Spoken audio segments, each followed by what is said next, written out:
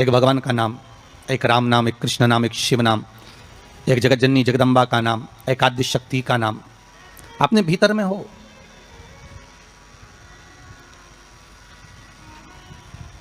और फिर जब उस परमात्मा का नाम हम इस हृदय चित्त से लेंगे, उस परमात्मा के नाम में जब हम डूबेंगे तो उसका आनंद भी तो बहुत होगा, उसका एक लक्ष्य तत्व भी तो बहुत होगा।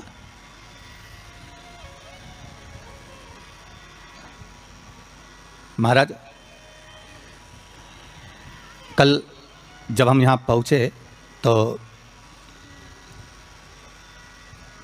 नीचे किसी से मिलना हुआ, जब ऊपर ठहरे उसके बाद नीचे हम जब आए जाने के लिए कहीं, तो हमने पूछा कथा हो रही है आपके यहाँ? तो कहा हाँ गुरुजी, भगवान की बड़ी कृपा है, विश्वनाथ शंभू की, त्रिकालदर्शी कैलाशी अविनाशी शंकर की बड़ी करुणा है। किस लिए श्रवण करना चाहते हो? कथा क्यों सुनना चाहते हो? क्या कारण है कथा सुनने का? तो कि गुरुजी कथा सुनेंगे तो स्वर्ग मिलेगा।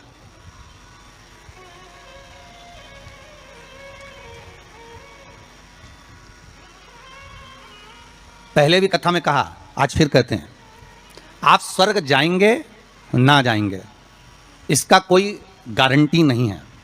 हम स्वर्ग जाएंगे ना जाएंगे इसकी भी कोई गारंटी नहीं है, ठीक है?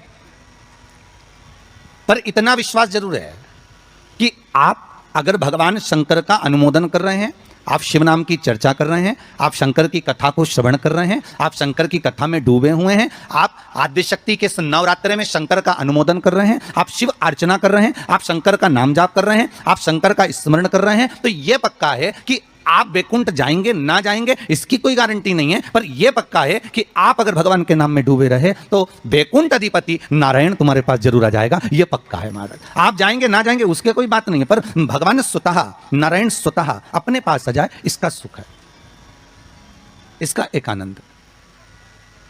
तो हम दान कर रहे हैं, पुण्य कर रहे हैं, या हम कोई सत्कर्म कर रहे हैं, या हम कुछ भगवान के निमित्त हम ये सोच कर दे रहे हैं कि हम दान करेंगे तो ऐसा होगा, हमें स्वर्ग मिल जाएगा। नहीं नहीं, हमें स्वर्ग जाने की चाह तो छोड़ देना चाहिए। कहा करऊं मैं वैकुंठ के जाए,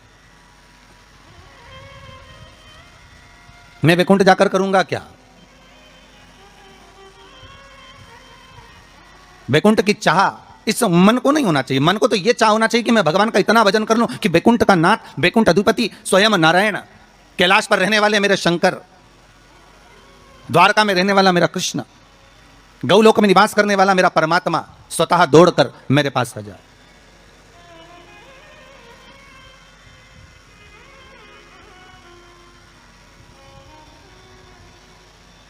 और उस परमात्मा को पाने के लिए महाराज केवल एक नाम का था। तो वैकुंठ आप जाएं या हम जाएं इसका कोई पक्का भरोसा या विश्वास नहीं, कोई ने लिख के भी नहीं दिया तुमको, और जो गए उनसे पूछ भी नहीं सकते कि तुम वैकुंठ में हो कि और कहीं हो। कि किसी ने फोन लगाया था गए हुए व्यक्ति को कि तुम कहाँ वैकुंठ में बैठे हो कि कहाँ हो, तो कोई बताने वाला भी नहीं है कि वैकुंठ गया कि नहीं गया, ये कुछ बोल भी नहीं सकते। पर एक बात और है महाराज, एक बात और अग्नि पुराण में कहा है कि किसी के प्राण छूटने के बाद अगर दुनिया के लोग जब उसको लेकर जा रहे हो, दुनिया के लोग उसको लेकर जाते समय दुनिया के लोग अगर बात कर रहे हो कि हाँ बहुत अच्छा था, सब भगवत भजन में डूबने वाला था, स्मरण करने वाला था, दान करने वाला था, पुण्य करने वाला था, सत्कर्म करने वाला था, भगवान की भक्ति में डूबने वाला था, अच्छा व्यक्ति था, तो अग्नि पुराण कहती है ये मान लो कि वो जीव ने वैकुंठ का भाग ग्रहण कर लिया, वो वैकुंठ चला गया। और अगर किसी के जाने के बाद लोग कह रहे हैं अरे हाउरे भैया अच्छा हुआ मर गया, बहुत प्राण खाता था, बहुत तकलीफ देता था, बहुत कष्ट देता था, बहुत परेशान करता था, बहुत दुख देता था, तो समझो कि हाँ भैया वो फिर नरक ही गया होगा, क्योंकि वो दुनिया को भी कष्ट देता है, वो दुनिया को भी कष्ट प्रदान कर रहा होता है।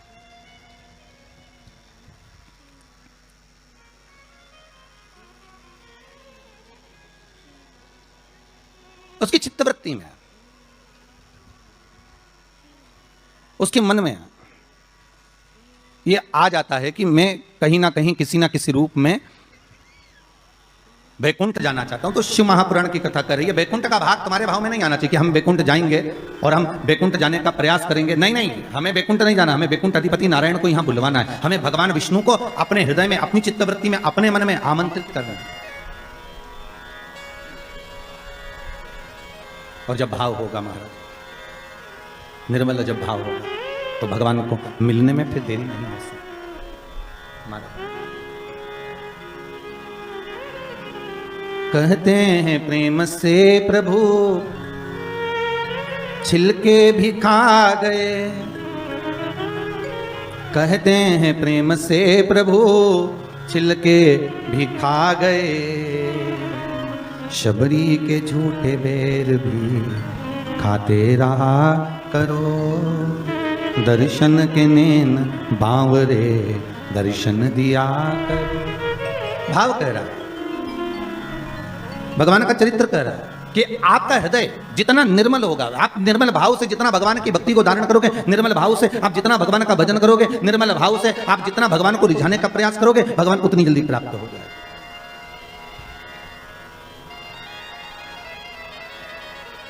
उतनी जल्दी।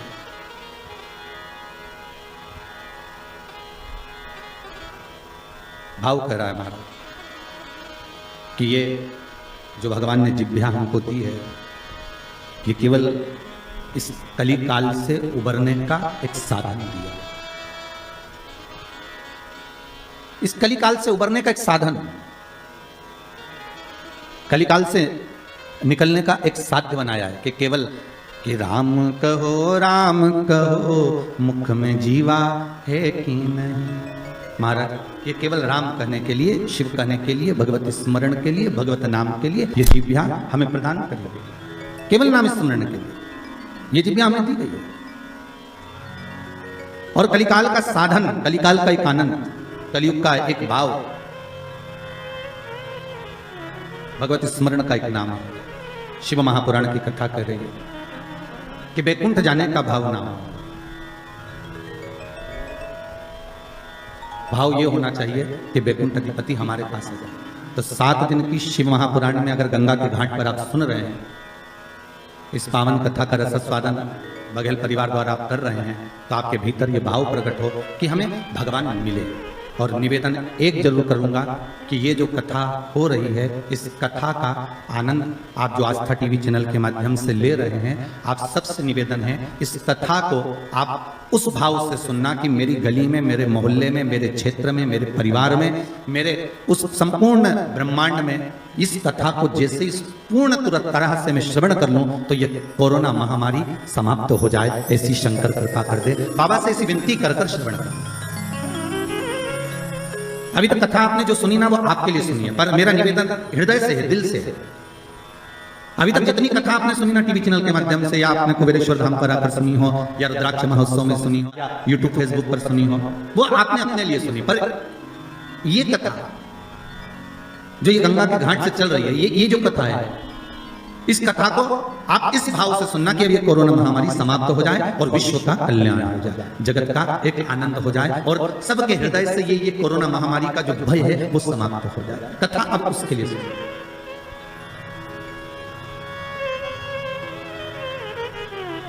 एक बार आद्य शक्ति मां जगतजननी जगदम्बा दुर्गा भवानी भगवान शंकर के पास जाती हैं और भगवान शिव से मां जगतजननी दुर्गा भवानी ने एक बात कही कि प्रभु सुनिए,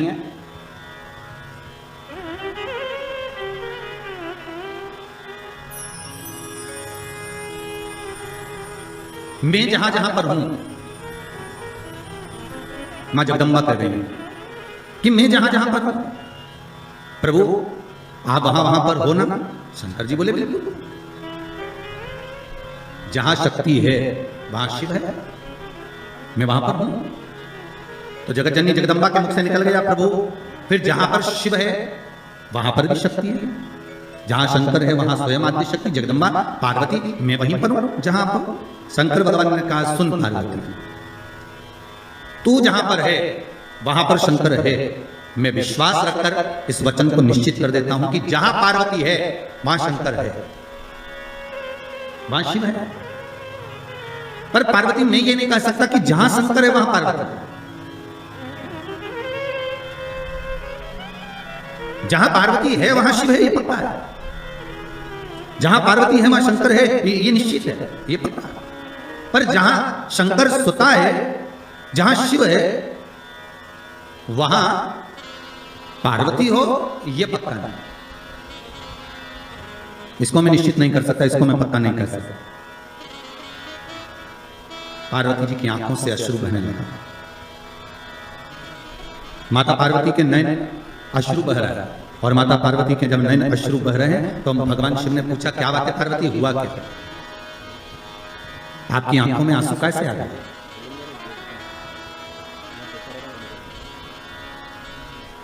ये अश्रु क्यों आ रहा है, किस लिए?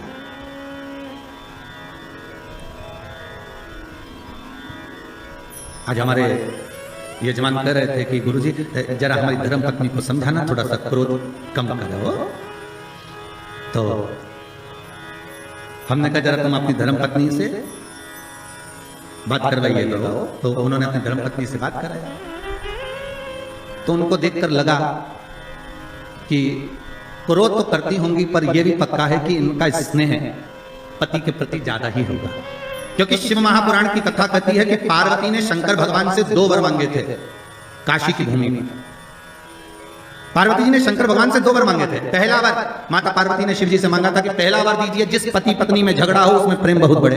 तो शंकर भगवान ने कहा तथास्तु, तो उसका एक असर तो आज दिख गया। ठीक है, मतलब जब बात सामने आ जाए तो समझ लो कि मतलब शिव जी ने जो वर दिया था वो गलत नहीं है, कि जहां पर प्रेम बहुत हो, पार्वती जी कर रही है कि ऐसा वर दो जहां प्रेम,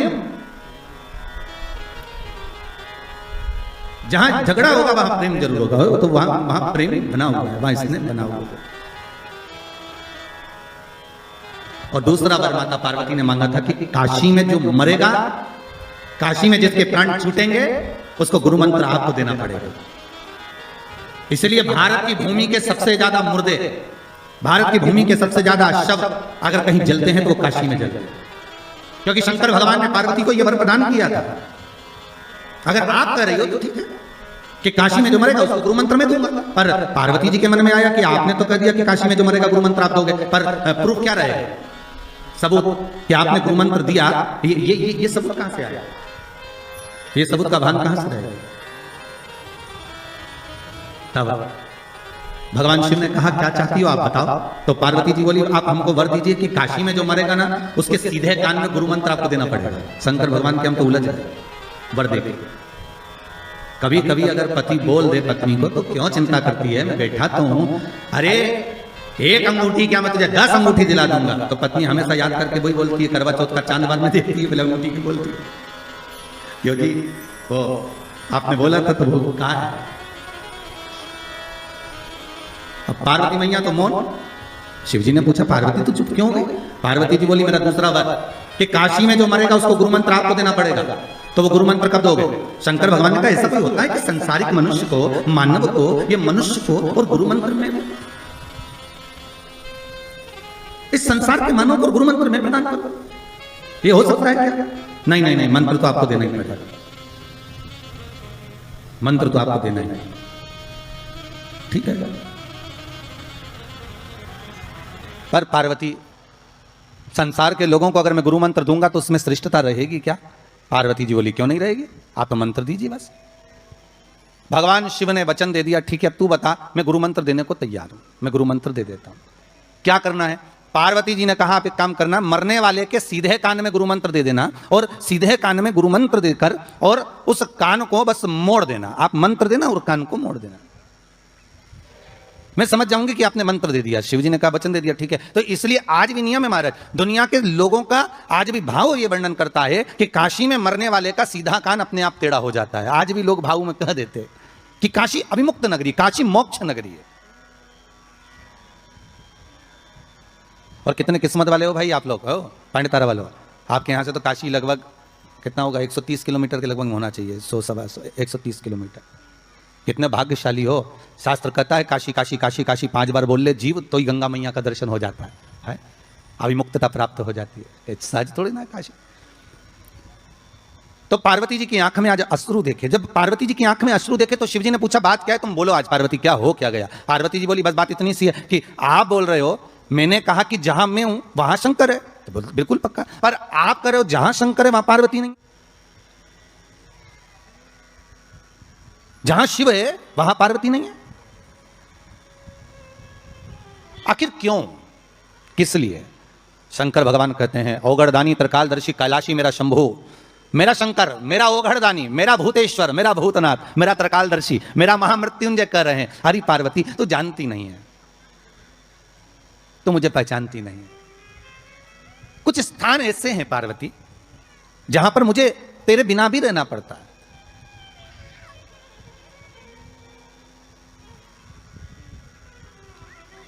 पार्वती जी ने हाथ जोड़कर निवेदन करा, प्रभु कोई एक स्थान ऐसा बता दो जहां शंकर हो और शंकर के साथ आद्य शक्ति पार्वती भी हो।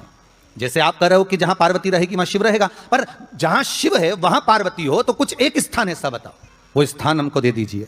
शंकर भगवान ने कहा वो स्थान है कुंभ, कलश। कौन सा स्थान? जम के बोलिए। कलश। कलश देखा है आप लोगों ने? कुंभ कलश। उस कलश में हे पार्वती, जहां शंकर है वहां तू भी विराजमान होगी, और केवल एक रूप में नहीं, सारी विद्याओं के रूप में तू उसमें संजू रहेगी। केवल एक कलश। आज नया संवत्सर है, नूतन वर्ष है। पूरे भारत की भूमि पर और मेरे भारत के जो मानव है जहां जहां निवास कर रहे हैं, विदेश में भी, पूरी भारत की भूमि पर आज के दिन लोग देवी जी की स्थापना करते हैं। तो क्या स्थापना में क्या रखते हैं? कलश रखते हैं ना। तो कलश किस लिए रखा जाता है? कलश का क्रम क्या है? अपन ने अभी तक कथाओं में बहुत सुना, शिव महापुराण में, कि दिए का महत्व क्या है। अपन ने सुना दही का महत्व क्या है, जल का महत्व क्या है।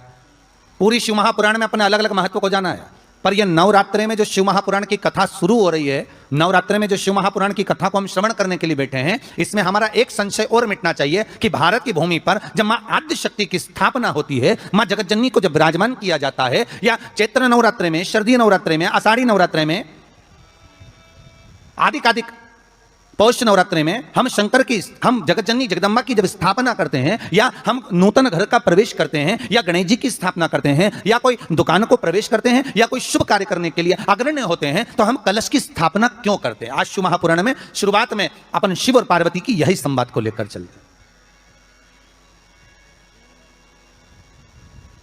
आखिर कलश में ऐसा क्या है? कलश के अंदर आखिर ऐसा क्या विराजमान है कि 33 कोटि देवता उस कलश के अंदर आकर बैठ जाते हैं? महाराज,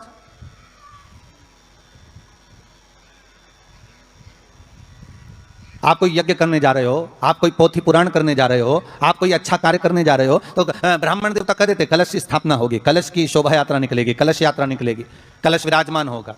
और आज हर की पौड़ी पर, प्रयागराज में, या उज्जैनी में, नासिक में जो बड़े बड़े कुंभ के मेले होते, कुंभ का मतलब भी तो कलश से होता है। उसकी महत्वता क्यों है? उस कुंभ की, उस घड़े की महत्वता कहां से प्रकट हो गई? शिव महापुराण की कथा कहती है महाराज, भगवान औघड़दानी शंकर स्वयं आद्य शक्ति जगदम्बा से कहते हैं कि जगदम्बा तू क्या चाहती है बोल। तो जगतजननी जगदम्बा कहती है कि जहां मैं हूं वहां शंकर है, यह आपने कह दिया, पर जहां शंकर है वहां पार्वती का होना जरूरी है। उसके लिए सिद्ध करने के लिए एक स्थान ऐसा बनाया जाए जहां पर शंकर विराजमान है और शंकर के साथ पार्वती विराजमान है। तो शिव जी ने कहा, पार्वती उसके लिए मैं तुझे एक सुंदर कलश का निर्माण कर देता हूं। दुनिया का रचनाकार, दुनिया की रचना करने वाले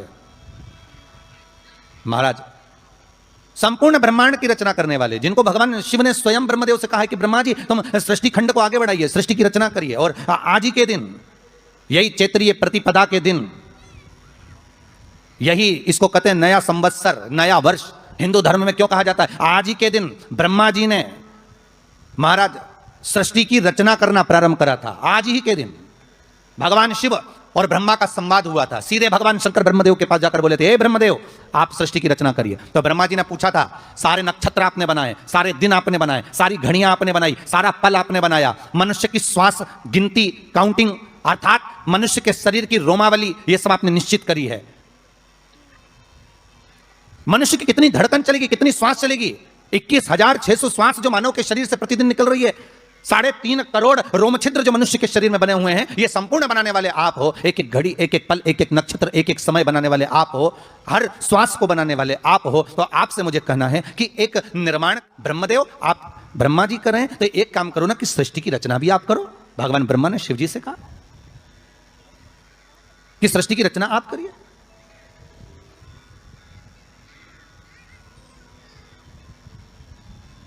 महाराज भगवान ओघड़दानी त्रिकालदर्शी शंभु कहते हैं, मेरा कैलाशी मेरा शिव कहता है, नहीं नहीं नहीं, नहीं। ब्रह्मदेव, सृष्टि की रचना करने को तो हम कर दें, मना नहीं है, पर भगवान विष्णु की नाभि से आप प्रकट हुए हो।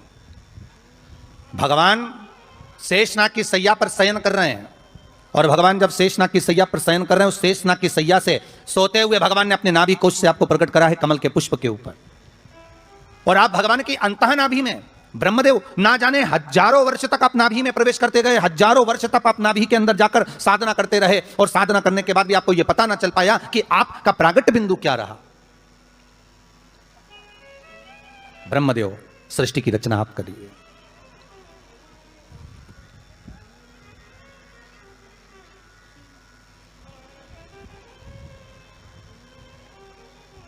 ब्रह्मा जी कह रहे हैं, नाथ इस सारे ब्रह्मांड को रचना करना है, कर दूंगा, मना नहीं है, पर रचना करता भगवान ब्रह्मा जी कहते हैं कि मैं संसार को एकत्रित करूं, उससे पहले 33 कोटि देवताओं को मुझे एकत्रित करना है, और सारे 33 कोटि देवता एक जगह पर आकर विराजमान हो जाएं, ऐसी कोई व्यवस्था करना है। शंकर भगवान ने कहा, बनाओ ब्रह्मदेव, तुम निर्माण करो। ब्रह्मा, शास्त्र कहता है कि भगवान शिव स्वतः, शंकर तो शंकर है, भगवान शंकर ने एक मट्टी का सुंदर सा भाग ढेला एकत्रित करा, उस ढेले से भगवान ने एक सुंदर कुंभ का निर्माण करा, एक सुंदर कलश का निर्माण करा।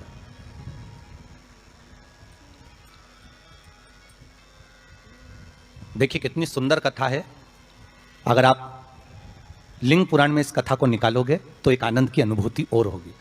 अगर किसी के मन में संशय हो कि यह कथा कहां से ली गई है, तो लिंग पुराण में से आप इसको निकालिए। उसमें वर्णन किया गया कि सफेद मट्टी का शिवलिंग, लाल मट्टी का शिवलिंग, पीली मट्टी का शिवलिंग, काली मट्टी का शिवलिंग, उस शिवलिंग के निर्माण के पहले जब भगवान का पूजन करने के लिए पात्र की जरूरत पड़ी, तो उस पात्र का निर्माण किसने करवाया था? और सबसे पहला पात्र निर्मित, सबसे पहला पात्र का निर्माण, ये तांबा, सोना, चांदी, पीतल, इनके पात्र तो बाद में बने साहब। सबसे पहला पात्र बने काय का था?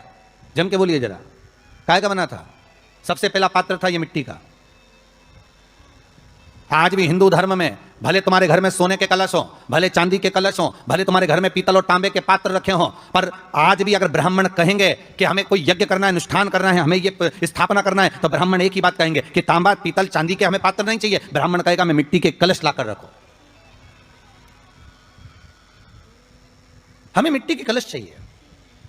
और कितना बड़ा प्रमाण है जी, शास्त्र का प्रमाण देखिए कितना बड़ा है। आप किसी दूसरे घर में जा रहे हो, आप अपना घर छोड़कर और दूसरे मकान में जा रहे हो, और आपको लगा कि मैं इस घर में अब 15-20 दिन नहीं आऊंगा, 1 महीना नहीं आऊंगा, तो शिव महापुराण की कथा कितना सुंदर कहती है कि अगर आप जा रहे हो और आपको ऐसा भय लगता है कि इस मकान में कोई दूसरी प्रवेश ना करे, कोई दूसरा जीव ना आ जाए, इस मकान में कोई अंतरात्मा ना आए, इस मकान पर कोई टोना ना करे, इस मकान में कोई टोटका ना करे, इस मकान में कोई जादू ना करे, तो उसके लिए शिव महापुराण की लिंग पुराण वर्णन करती है कि मात्र एक मट्टी का कलश, उस मट्टी के कलश में एक महाराज थोड़ा सा धान भरकर, उसमें एक सिक्का, 1 रुपया उसके अंदर डालकर और एक बेलपत्र उसके अंदर डालकर, उसको उसके एक दिए से या प्लेट से या नारियल से उसको रखकर एक स्थान में ईशान के अंतर्गत उसको रखकर चले जाइए। उस मकान में ना तो कोई भीतर प्रवेश कर सकता है, उस मकान में ना कोई टोना कर सकता है, उस मकान में ना कोई टोटका कर सकता है, उस मकान में ना किसी की नजर लगती है। और वो पात्र कोई दूसरा नहीं होना, वो पात्र होना चाहिए मट्टी का कलश। मट्टी के कलश की बड़ी महत्वता है। अब तो थोड़ा सा महाराज हो गया कि लोग हम मट्टी का कलश अगर तुम दोगे भी तो ब्राह्मण क्या काम में लेगा, तो ब्राह्मण जन कह देते हैं थोड़ा तांबे के 4 कलश लेकर आइए हो, तुम जरा स्टील के 5 कलश लेकर आइए, आप तुम तांबे के या ये बर्तन लेकर आइए। पहले इसका प्रमाण नहीं था, पहले प्रमाण था केवल मट्टी का कलश। स्थापना जो थी वो मट्टी का कलश, विराजमानता थी मट्टी का कलश, जिसका निर्माण स्वयं भगवान शिव शंकर, भगवान शंभु, भगवान त्रिकालदर्शी कैलाशी स्वयं लिंग पुराण के अंतर्गत शास्त्र वर्णन करता है कि जिसमें सुंदर शिवलिंग की स्थापना करी गई। शिवलिंग का निर्माण करने के लिए भगवान ने, और स्कंद पुराण में भी आता है यही बात, शिव महापुराण में भी आती है, और आपको पहले भी कथा में कहा कि ब्राह्मण सफेद मट्टी का शिवलिंग बना, पहले भी कथा में कहा, आज फिर कह रहा है। क्षत्रिय लाल मट्टी का शिवलिंग बना, वैश्य पीली मट्टी का शिवलिंग बना, शूद्र काली मिट्टी का शिवलिंग का निर्माण।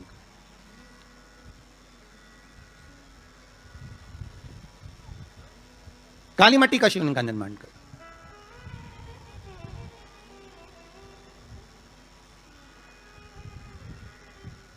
एक बहुत अच्छी बात कहें, अगर आप लोगों को अच्छा लगे तो अपनी जिंदगी में उतारना, ना अच्छा लगे तो उसको छोड़ देना, ठीक है। जितने लोग भी कथा सुन रहे हो बहुत ध्यान देना। ये जो पानी पीने का जो मटका होता है ना, जिसको हमारे यहाँ कलश कहा जाता है, हंडा कहा जाता है, जिसको हमारे यहाँ परिंडा कहा जाता है, मटका कहा जाता है, तो पहले जो मटका चलता था वो लाल कलर का चलता था, ठीक है। उस पर कलाकृति करते थे लोग, उस पर डिजाइन करते थे। आपके यहाँ भी होगा, जितने लोग कथा सुन रहे हो ना, आपके यहाँ भी मटका होगा, लाल कलर का चलता था। अभी अभी जो मटका चल रहा है ना, उसका कलर चेंज कर दिया गया। कौन सा कलर का हो गया? वो काले कलर का बेचने लगे। तो वो बेचने वाला क्या कहता है कि साहब ये सफेद, ये लाल जो मटका है ना, इस मटके से मजबूत अगर कोई मटका है तो वो काला है। बोलो सही है कि गलत है? अरे बोलो तो सही है ना। आप कभी जाओगे बाजार तो कह देगा, कुमार भी कह देगा, ये जो मटका है ना लाल वाला, इस लाल वाले मटके से मजबूत ये काला वाला मटका है, ये काला मटका है। और महाराज इससे पानी ज्यादा ठंडा ये कर देगा। पर शिव महापुराण की कथा, लिंग पुराण की कथा कहती है, और अगर आपने बैसाख मास की कथा को श्रवण कराओ, बैसाख की एक कथा होती है, उसको अगर आपने श्रवण करा तो उसमें वर्णन आता है कि घर के अंदर जहां पर आप पानी पीते हो, जिस स्थान पर अन्नपूर्णा निवास करती है, जिस स्थान पर अन्नपूर्णा का वासा होता है, रसोई घर में जहां बनता है, उस स्थान पर काला मटका नहीं रखा जाता। काला हंडा, काला मटका उस स्थान पर नहीं रखते। पर आज फैशन के हिसाब से, अरे साहब वो ये मटका थोड़ा कम ठंडा पानी देगा तो ये मटका ज्यादा ठंडा पानी देगा, तो उसको काले मटके को रखें। पर हमारा शास्त्र कहता है काला मटका लोग रखते कहां थे? पहले जो शास्त्र रीति थी, उस काले मटके को रखते थे जब मकान बनता था, जब प्रॉपर्टी बनती थी, जब जमीन बनती थी, जब जायदाद बनती थी, संपदा बनती थी, तो उस स्थान पर उस काले मटके को केवल नजरोटे के लिए, केवल हाय के लिए, केवल नजर के लिए रखा जाता था। उसको लोग लेना पसंद नहीं करते। पर आज के व्यक्ति को अगर कह दिया जाए कि ये दो मटके रखे हैं साहब, लाल भी है और काला भी है, तो कौन सा पसंद करेगा? वो काला वाला ही दे दीजिए साहब, ये पानी ज़्यादा ठंडा करेगा, उसकी श्रेष्ठता रहेगी। नहीं, शिव पुराण कर रहे हैं, भगवान कुंभ का निर्माण कर रहे हैं, भगवान कलश का निर्माण कर रहे हैं, और भगवान स्वयं ब्रह्मदेव कर रहे हैं कि आप ऐसा निर्माण कर दो जिसमें 33 कोटि देवता स्वतः विराजमान हो जाए। तो भगवान ने उस कलश का निर्माण कर दिया। अब कलश का निर्माण करा तो स्वयं भगवान ब्रह्मदेव बोले, प्रभु इस कलश के अंदर मेरा स्थान कहाँ है? मेरा स्थान कहां है?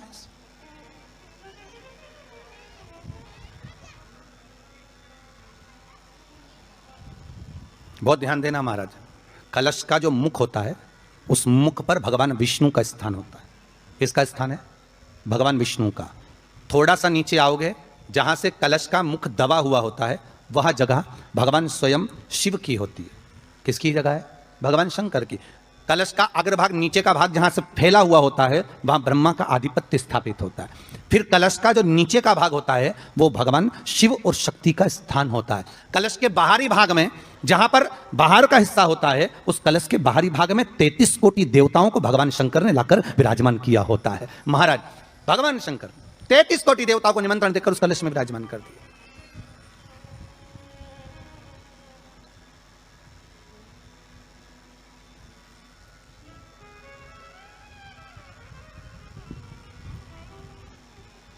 कितना सुंदर लिखा है देवी भागवत के अंदर कि जहां कलश की स्थापना होती है, उस जगह पर किसी देवताओं को बुलाने की जरूरत नहीं होती। 33 कोटि देवता उस जगह पर स्वतः विराजमान हो जाते हैं। स्वयं 33 कोटि देवता स्वयं वहां विराजमान। और कितनी महत्वता कलश की महाराज।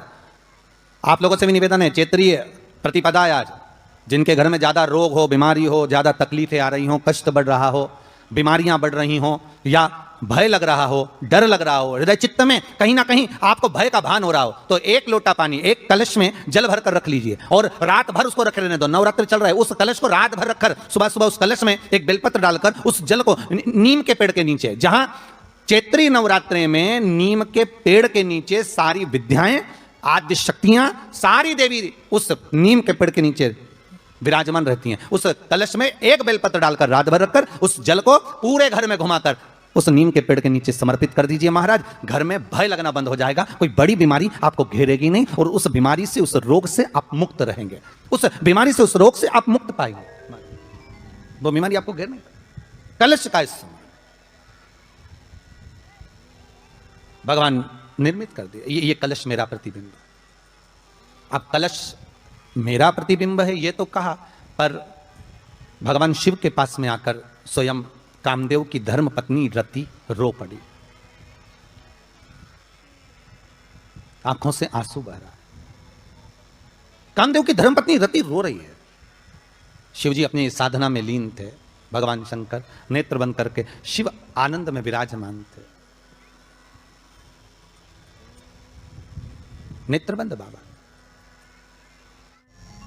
शिवजी ने पूछा, बोलो रति, आप और यहां जब आपका पति जलकर भस्म हुआ तो हमने वर दिया था आपके पति को कि ये भगवान कृष्ण का पुत्र बनकर मिलेगा आपको, फिर क्यों आप यहां पर आई हो? क्या हो गया ऐसा?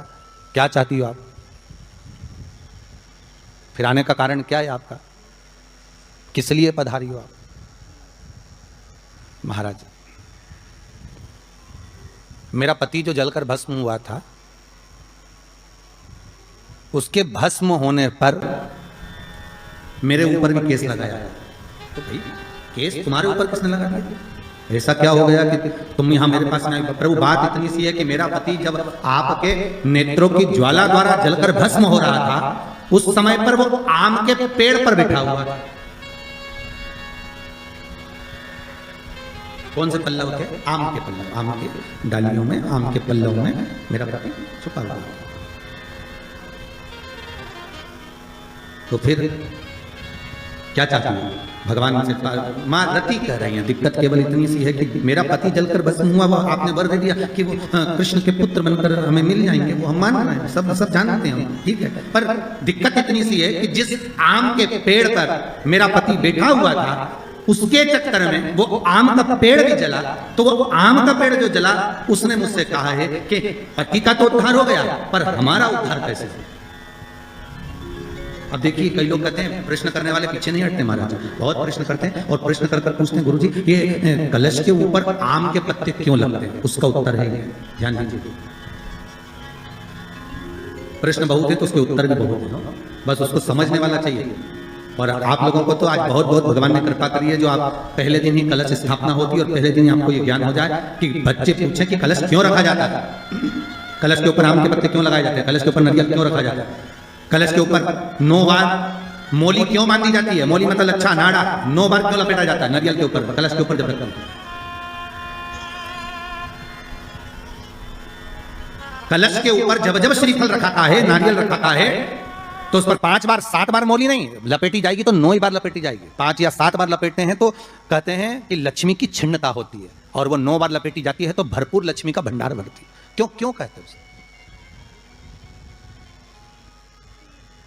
महाराज, आम के पल्लव, तो मैं केवल आपसे इतना सा निवेदन करना चाहती हूँ, आपसे केवल इतना कहना चाहती हूँ कि प्रभु मेरे मन का संशय मिटा दीजिए, और जो आम का वृक्ष मेरे पति के साथ जलकर भस्म हुआ है, उसकी विनती को आप स्वीकार कर लीजिए। आप उसके लिए भी कुछ कृपा कर दीजिए।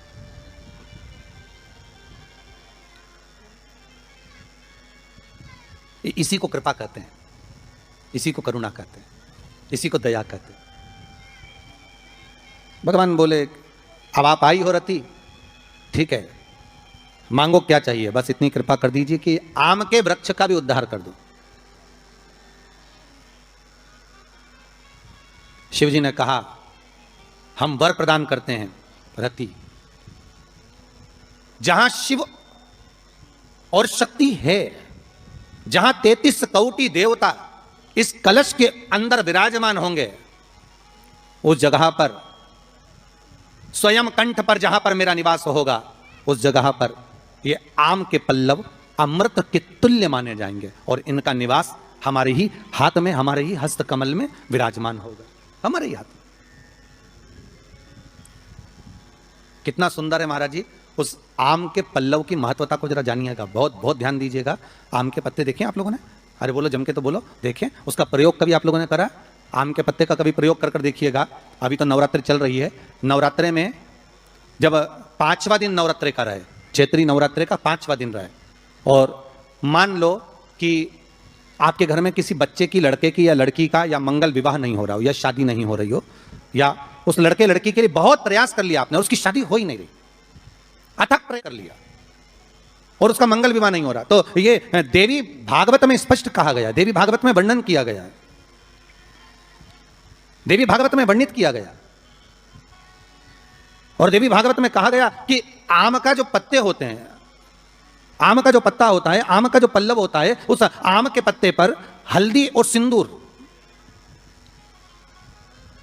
इन दोनों से स्वस्तिक का निर्माण किया जाए। देवी भागवत का संवाद है, बहुत ध्यान देना महाराज। जिन कन्याओं का विवाह ना हो पंचमी के दिन, नवरात्रे की कोई सी भी पंचमी, मतलब जो पंचमी तिथि पड़ेगी, कोई भी नवरात्र हो, चाहे वो 4 नवरात्र में से, चाहे वो पौष का हो, अश्विन का हो, चैत्र का हो, आषाढ़ का हो, किसी भी नवरात्र में आप कर सकते हैं। एक पान के पत्ते पर, एक ही पत्ते पर जो 2 स्वस्तिक बनेंगे, एक हल्दी का बनेगा, एक सिंदूर का बनेगा। बस अंतर इतना है, जो हल्दी का स्वस्तिक है उस पर कंकु के चावल अर्थात रौली के चावल, रौली कुंकू के चावल रखना है, और जो सिंदूर का है उस पर हल्दी के चावल रखना। इतना रखकर जिस लड़का लड़की का विवाह नहीं होता उसकी हथेली पर रखकर उसका नाम और गोत्र बोलकर महाराज उसको ले जाकर नीम के पेड़ के नीचे उसको रख दिया जाता है। मात्र 3.5 या 4 महीने ऐसे रहते हैं जिसके अंदर उस लड़का लड़की का विवाह पक्का हो जाता है। जिसका विवाह नहीं होता केवल उसी के लिए, जिसका मंगल विवाह ना हो रहा। आम के पल्लव में शिव का वर प्रदान है, आम के पल्लव में शंकर का आशीर्वाद, आम के पल्लव में शिव का आशीर्वाद। भगवान भूत भावन भूतेश्वर मेरे शिव, मेरे करुणा सागर मेरे शंकर, मेरे त्रिकालदर्शी, मेरे कैलाशी, मेरे भोलेनाथ स्वतः कह रहे हैं, अरे रति तुम रोती क्यों है, तुम्हारे रोने का कारण क्या है? प्रभु मेरे पति के साथ ये आम का पेड़ भी जलकर भस्म हुआ, आम का पेड़। भागवत जी किस किसने सुनी है? हाथ उठाओ जरा, जिन जिन ने भागवत जी सुनी है। आप लोगों ने सुनी है भागवत? रखिए हाथ। अगर आप लोगों ने भागवत सुनी होगी तो उसमें वर्णन आता है, तक्षक नाग डसने के लिए जब जा रहा था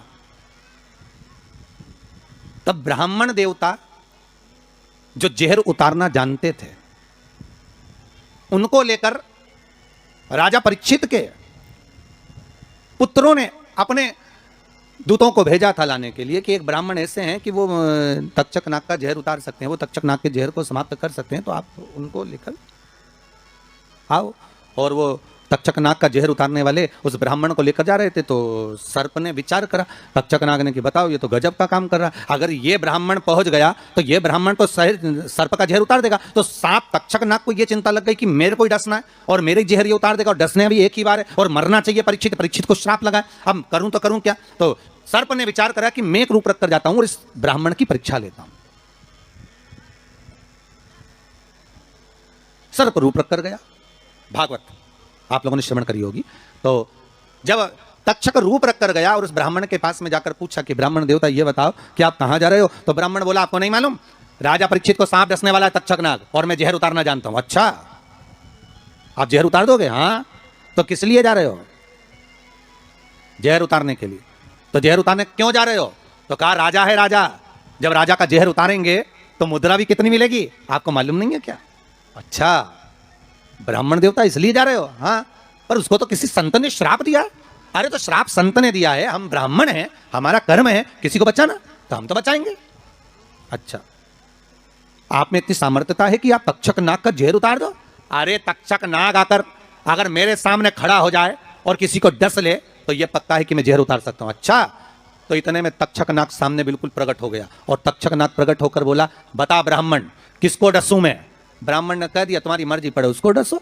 सामने एक पेड़ था, उस पेड़ को ब्राह्मण ने उस तक्षक नाग ने डस लिया। अब तक्षक नाग ने उस पेड़ को डसा और डसने के बाद में वो पेड़ पूरा जल गया, पूरा जल गया। अब पेड़ तो जल गया पर ब्राह्मण जो था जिसको परीक्षा देना थी वो ब्राह्मण को यह नहीं मालूम था कि इस पेड़ पर एक संत बैठकर साधना कर रहा था, तपस्या कर रहा था, और जब वो पेड़ जला तो वो संत भी जल गया, संत भी जल गया। अब जब संत जल गया, ब्राह्मण ने हाहाकार की आवाज जब सुनी तो आंखों में जल भर गया। आखिर हुआ क्या? ये संत जल कैसे गया?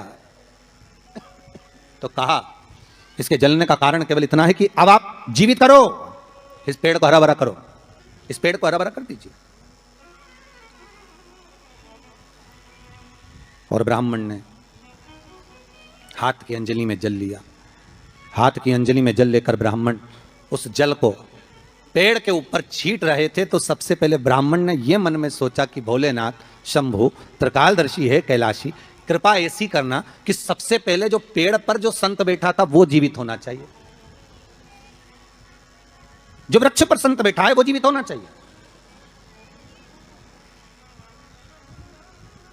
हाथ का जल ब्राह्मण ने जैसे छोड़ा, छोड़ते से पेड़ भी हरा भरा हो गया और उसके ऊपर जो संत बैठे थे वो भी जीवित हो गए। जीवित हो गए तो तक्षक नाग को ये लगा कि इसने एक जले हुए पेड़ को जीवित कर दिया, वापिस हरा भरा कर दिया, और इसने ऊपर बैठे हुए संत को वापिस जीवित कर दिया। तो ये पक्का है कि मतलब ये तक्षक नाग का जहर, मतलब मेरा जहर राजा परीक्षित को उतार सकता है। तो तक्षक नाग ने अपनी बात को पलटा और पलट कर कहा, महाराज जी हाथ जोड़कर निवेदन करता हूं, जितना राजा परीक्षित के पुत्र आपको धन देंगे उससे 1000 गुना धन मैं आपको देता हूं। ब्राह्मण ने कहा ठीक है, अगर दक्षिणा से बड़ी दक्षिणा हमको एक ही जगह पर मिल रही है तो फिर हमें जाने की जरूरत क्या। ब्राह्मण ने दक्षिणा ली, वापिस मुड़ गए, वापिस मुड़ गए। अब ईमानदारी से बोलो, वो ब्राह्मण नरक गया होगा कि स्वर्ग गया होगा? जरा जम के बोलना हो, सुनाई देना चाहिए हमको। कहां गया होगा? नरक। काय में लिखा है? देवी भागवत में। उसका कारण क्या था?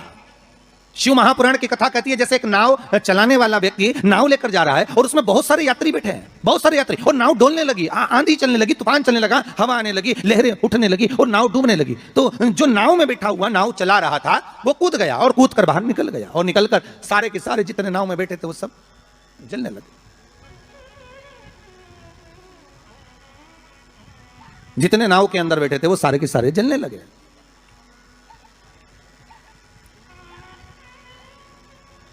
जब वो सारे के सारे पानी में डूबने लगे और पानी में नाव में जाकर सबकी सब जब डूब रहे हैं, सब मर गए। सारे के सारे जो नाव में बैठे थे, जो तैरना जानते थे, वो बाहर निकल गए, बाकी के सब डूब गए। नाव चलाने वाला जब उसके प्राण छूटे तो उसको एक नरक नहीं मिला, कम से कम 94 नरकों में वो नाव चलाने वाला गिरा। शिव महापुराण की कथा कहती। तो उस नाव चलाने वाले ने भगवान से पूछा कि मुझे इतने सारे नरक क्यों दे रहे हो? मैंने तो लोगों को गंगा से पार उतारा, मैंने तो रोज गंगा का जल पिया, मैंने तो रोज गंगा का स्मरण किया, मैं तो रोज भगवान का दर्शन करता था, मैं रोज गंगा से पार उतरता था, दुनिया के लोगों को मैं पार उतारने का काम करता था। तो भगवान ने कहा गलती केवल तुमने एक कर दी, तुमने अपने प्राण बचाए। अगर तुम 2 लोगों के भी प्राण बचाते बचाते मर जाते तो तुमको वैकुंठ मिल जाता, पर खुद के प्राण बचाए और दूसरों को मरने दिया, इसलिए तुमको नरक मिला, इसलिए तुम्हें नरक प्राप्त हुआ। शिव महापुराण की कथा कहती है जिस पर दुनिया को विश्वास होता है, दुनिया को जिस पर विश्वास है, जिससे आज कोरोना महामारी के चलते हुए, इस कोरोना महामारी को देखते हुए, जिस इस वायरस को देखते हुए दुनिया का विश्वास डॉक्टर पर टिका हुआ है। औषधि देने वाले, दवाई देने वाले उन डॉक्टरों पर दुनिया का विश्वास टिका हुआ है। तो डॉक्टर का क्या फर्ज है? जैसे नाव चलाने वाले का फर्ज है कि बचाते बचाते भगवान करे भले तुम्हारे प्राण छूट जाते तो तुम्हें स्वर्ग मिल जाता। युद्ध के मैदान में सैनिक युद्ध करते करते मर जाता तो उसको वीरगति प्राप्त हो जाती। पर खुद के प्राण बचाने के चक्कर में आप दुनिया को धकेल दो, ये श्रेष्ठता नहीं।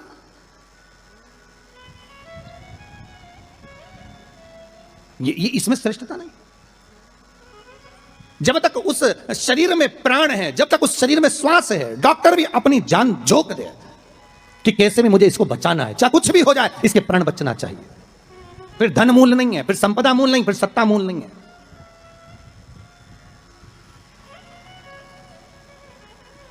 वो नाव चलाने वाले को 94 नरक भोगना पड़े। जिस ब्राह्मण ने दक्षिणा ज्यादा लेकर राजा परीक्षित को नहीं बचाया, चले गए। जब भगवान ने विद्या दी है, भगवान ने ज्ञान दिया है, भगवान ने विवेक दिया है और तुमको उस लायक बनाया है कि आप 4 लोगों को पढ़ा सकते हो, आप 4 लोगों को आगे बढ़ा सकते हो, आप इसका सम्मान कर सकते हो, आप इसको अग्रण्यता प्रदान कर सकते हो, आप इसको विवेकता दे सकते हो, और आप उस विवेकता को ना देते हुए अगर आप अपने उस वैभव को छुपा रहे हो और उससे वंचित कर रहे हो दुनिया को, तो फिर भगवान छोड़ने वाला नहीं है, नरक भोगना।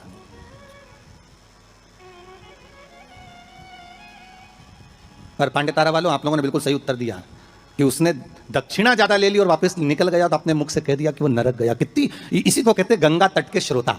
गंगा तट के जो श्रोता होते हैं ना, बड़े आनंदमय होते। कथा जो सुनते हैं ना, उसका भाव एक आनंदित था कि वो अपना लक्ष्य छोड़कर, अगर चाहता तो राजा परीक्षित को बचा सकता था, पर थोड़ी सी संपदा के चक्कर में, थोड़े से धन के चक्कर में वो ब्राह्मण भी थोड़ा सा लोभ आया और लोभ के चक्कर में अपने कर्म से वंचित हो गया। तो वो चरित्र कहां गलत है महाराज जी? एक महाराज जी प्रवचन दे रहे थे, उस प्रवचन में एक गांव का व्यक्ति कथा सुनने बैठा था और खड़े होकर पूछ लिया, महाराज जी पाप के बाप का नाम क्या है? महाराज जी ने पूछा, क्या पूछ रहे हो, फिर से बोलो। तो वो व्यक्ति बोला, महाराज जी हमें दशरथ जी के पिताजी का नाम मालूम है, हमें राम जी के पिताजी का नाम मालूम है, हमें कृष्ण जी के पिताजी का नाम मालूम है, हमें सबके बाप का नाम मालूम है, बस पाप के बाप का नाम नहीं मालूम। तो मैं उत्तर दे दो। तो महाराज जी भी मन में सोचे पाप का बाप, महाराज जी मन में सोचे हमने पूरी पुराण पढ़ी पर ये पाप का बाप तो हमें कहीं नहीं मिला, सारे शास्त्र भी उखाड़ कर देख लिया पर उसमें पाप का बाप मिलना बड़ा कठिन।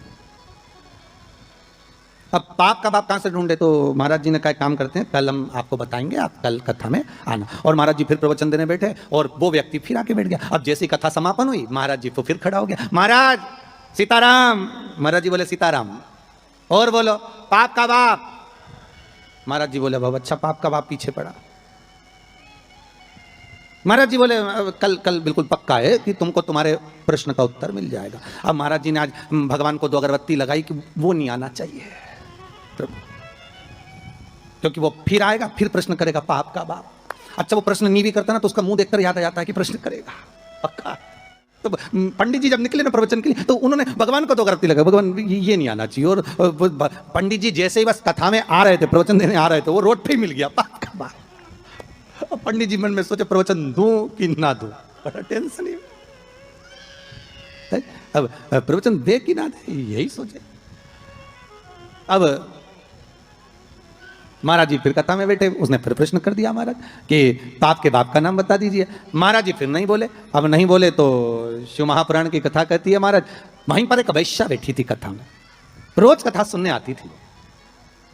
उसका मन, उसका चित्त, उसकी वृत्ति कथा में बड़ी रमती।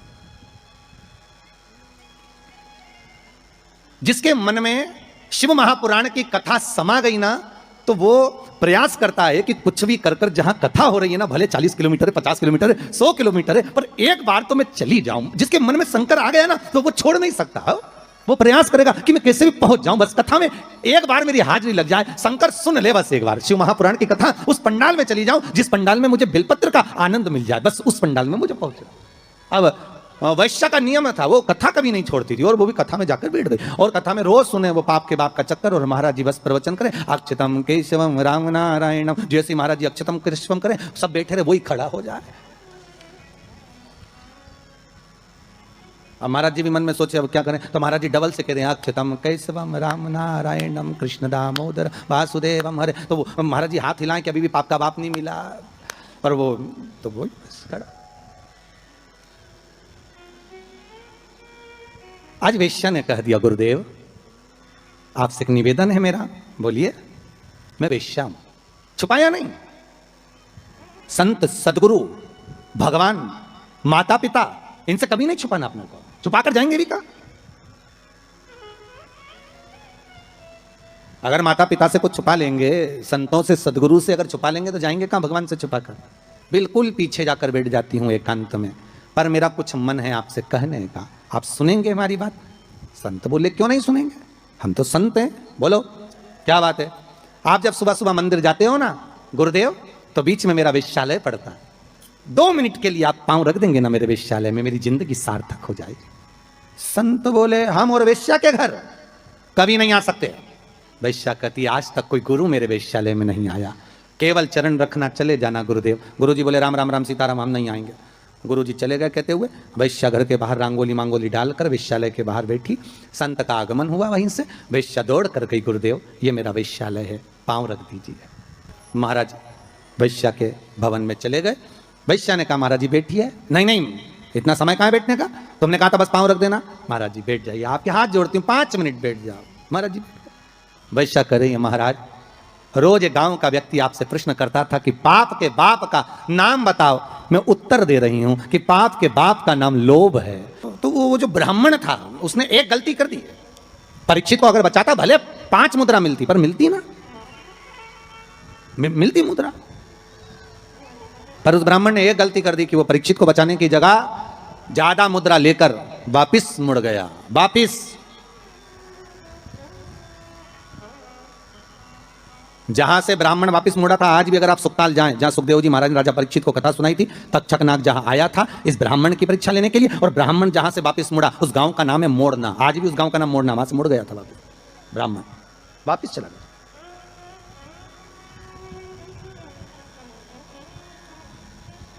जरा सा लोभ, बस वहां भरमा दिया। शिव महापुराण की कथा कहती है आम के पल्लव में जो छुपा था कामदेव, जब भस्म हुए वो आम के पल्लव ने मां रति से प्रार्थना करी और रति ने उस आम के पल्लव का उद्धार कर दिया। संसार सागर में अगर हमारा जन्म हुआ है, मनुष्य की अगर देह मिली है, मानव का जी शरीर मिला है, मानव की अगर योनि मिली है, 84 लाख योनियों में सर्वश्रेष्ठ है मानव का शरीर, जिसको पाने के लिए देवता भी तरसते हैं। हाथ जोड़कर देवता भी भगवान से कहते हैं हमें मनुष्य बनना, हमें मानव बनना। देवताओं को भी ये योनि नहीं प्राप्त होती। क्यों? क्योंकि बैकुंठ का भोग केवल भोग है, केवल भोग। अगर मरने के बाद बैकुंठ चले भी जाओगे तो वहां चांदी की थाली में, सोने की थाली में भोजन मिलेगा, डनलप का गद्दा मिलेगा, एसी का रूम मिलेगा, बढ़िया खाने के लिए सब कुछ मिलेगा, आराम से फ्रिज, कूलर, वॉशिंग मशीन सब मिलेगा। एसी में आप आराम से सो, डनलप के गद्दे पर सो। पर बैकुंठ में केवल भोग, भोगने की वस्तुएं मिलेंगी। पर बैकुंठ में भगवान का भजन मिलेगा क्या? जम के बोलिए, नहीं मिलेगा। बैकुंठ में गंगा का स्नान मिलेगा क्या? नहीं मिलेगा। बैकुंठ में शिव महापुराण की कथा मिलेगी क्या? नहीं मिलेगी। बैकुंठ में दान करने का मौका मिलेगा क्या? नहीं मिलेगा। बैकुंठ में भजन करने का मौका मिलेगा? नहीं मिलेगा। बैकुंठ में ना तो भजन मिलेगा, ना कीर्तन मिलेगा, ना नाम जाप मिलेगा, ना गंगा का स्नान मिलेगा। बैकुंठ में ना तीर्थ मिलेगा। बैकुंठ में अगर मिलेगा तो एक एसी का रूम मिलेगा, डनलप का गद्दा मिलेगा, सोने की थाली में भोजन मिलेगा, 2-4 दासियां तुम्हारा पंखा झेलेगी, पांव दबाने वाले मिलेंगे, इससे ज्यादा कुछ नहीं मिलेगा। बैकुंठ में लोग कहते हैं भगवान विष्णु मिलेंगे क्या? तो भगवान विष्णु से किसी ने पूछा तुम बैकुंठ में रहते हो? भगवान विष्णु कहने लगे मुझे तो फुर्सत ही नहीं, जहां कथा होती मैं तो वहां चले जाता। जब बैकुंठ अधिपति कथा सुनने के लिए पितरों के धाम में जाते हैं, कथा सुनने के लिए पांडतारा आ जाते हैं, कथा सुनने के लिए गंगा के घाट चले जाते हैं, तो भगवान कह रहे हैं बैकुंठ में फिर मनुष्य क्यों चाहता है बैकुंठ जाने के लिए? लक्ष्मी जी से पूछा तुम रहती हो क्या बैकुंठ में? लक्ष्मी जी बोली मैं जहां नारायण मां में, मैं क्या करूं बैकुंठ में? तो फिर बैकुंठ में क्या है? तो लक्ष्मी जी बोली 3 स्टार होटल, 5 स्टार होटल, आराम से रहो, खाओ पियो, मौज करो। और जब तुम्हारा पुण्य खत्म हो जाए, जैसे ही पुण्य खत्म वैसे ही धक्का मार के फेंक दिया। जैसे जब तक जेब में पैसा है तो होटल के अच्छे से अच्छे रूम में, खूब कुंभ के मेले में होटल बुक करो, खूब इलाहाबाद में, प्रयागराज में खूब प्रेम से रहो। और जब में पैसा खत्म तो होटल वाला भी कह देगा निकलो, बाहर निकलो। तो होटल वाले तो क्योंकि हमने 1 महीने का पैसा दिया था, 2 दिन तो ज्यादा रहने दे, 2 दिन क्या 24 घंटा ज्यादा नहीं रहने देगा। पैसा खत्म तो निकल कर बाहर जाओ, पैसा हो जमा करो, फिर रूम में रहो। उसी तरह बैकुंठ में जितना पुण्य है उसके बल पे रह लो। जैसे ही पुण्य समाप्त, चलो पांडे तारा वापिस पहुंच जाओ प्रतापगढ़। फिर कहोगे तुम जानते नहीं हो, हमने सियोर वाला महाराज के मुंह से शिव महापुराण की कथा सुनी तो बहुत बड़ा पुण्य कमाया। तो भगवान विष्णु बोले पुण्य तो कमाया पर खत्म भी तो हो गया, वापिस जा नीचे बैटरी चार्ज करके आ, वापिस जा, फिर कथा सुन। बड़ी मुश्किल से मिलता है ये मनुष्य का। मिलेगा बैकुंठ चाहोगे तो मिल जाएगा, पर भोग करने के लिए मिलेगा। उसमें केवल आप भगवत भजन नहीं कर सकते, आप उसमें दान नहीं कर सकते। बैकुंठ में कोई तुम्हारे सामने हाथ फैलाकर भिक्षा मांगने नहीं आएगा। कोई बैकुंठ में तुमसे ये नहीं कहेगा कि तुम गौ माता के लिए दान दो, या तुमसे ये नहीं कहेगा कि वृद्धाश्रम के लिए दान दो, या तुमसे कोई ये नहीं कहेगा कि मंदिर निर्माण के लिए दान दो। बैकुंठ में तो तुम केवल भोग भोगोगे, और उसके बल पर भोगोगे जो तुमने दान करा, जो पुण्य करा, जो सत्कर्म करा। केवल एक मनुष्य की देह मिली है जिसमें हम दान भी करते हैं, हम भजन भी करते हैं, हम पुण्य भी करते हैं, हम सत्कर्म भी करते हैं, हम नाम जाप भी करते हैं। यह केवल एक मनुष्य की देह है, केवल एक मानव का शरीर।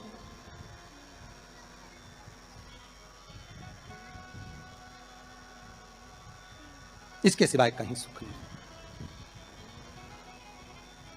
84 लाख योनियों में श्रेष्ठ योनि मानव की, और उसको हम गंवा दे महाराज तो वो बेकार। आम के पल्लव के लिए रति आकर कहती है। संसार वासियों से हमारा यही निवेदन है कि आप किसी के लिए कुछ नहीं कर सकते तो कम से कम फोन लगाकर इतना तो कह सकते हो, कथा आ रही है, टीवी चैनल पर चल रही है, 4 बजे से 7 बजे तक चल रही है, जरूर सुनना। कोरोना महामारी चल रही है, कम से कम कथा सुनकर इस हृदय को विल पावर मजबूत होगा, कथा सुनकर अपने को एनर्जी प्राप्त होगी, कथा सुनकर हम आद्य शक्ति जगदम्बा का आराधना कर सकते हैं, कथा को सुनकर ये नवरात्रि में शंकर की कथा का अनुमोदन कर कर इस कोरोना महामारी से लड़ सकते हैं, इसको भगा सकते हैं। क्योंकि अपने भीतर का पावर प्रबल होना चाहिए। आधे से ज्यादा लोग हॉस्पिटल में इसलिए मर रहे हैं क्योंकि उनको भय लग रहा है, कोरोना लग गया, कोरोना लग गया। बेचारा अच्छा भी हो गया तो भी मर जा रहा। किसी ने पूछा गुरुजी पिछले साल तो आया था यह कोरोना, अब की बार फिर आ गया। हमने कहा जन्मदिन मनाने आया है। अब पार्टी कितनी बड़ी करता है ये तो उसके ऊपर है, और पार्टी में कितनों का निमंत्रण देता है ये वही जान सकता है। और जो जो उसकी पार्टी में गया वो निपट गया। इसलिए निवेदन है अभी जन्मदिन पार्टी में बिल्कुल मत जाना कोरोना की, अर्थात सोशल डिस्टेंसिंग बनाकर रखो।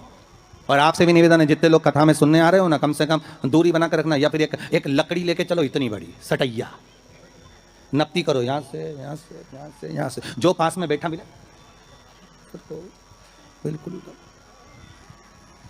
अरे कितना बड़ा जगह दिया है? कितनी बड़ी जगह है, आराम से तुम लोग तो बढ़िया चकाचक, तुम्हारी मर्जी पड़े तो एक एक पलंग भी लिया, तुम तो नहीं सोई, तुम कथा सुनो। इतनी बड़ी जगह, ओ उसमें भी इतनी बड़ी जगह होने के बाद कई माताओं की आदत रहती पर बैठे की नहीं खा सकते, यहीं बैठ जा, अरे बैठ जा।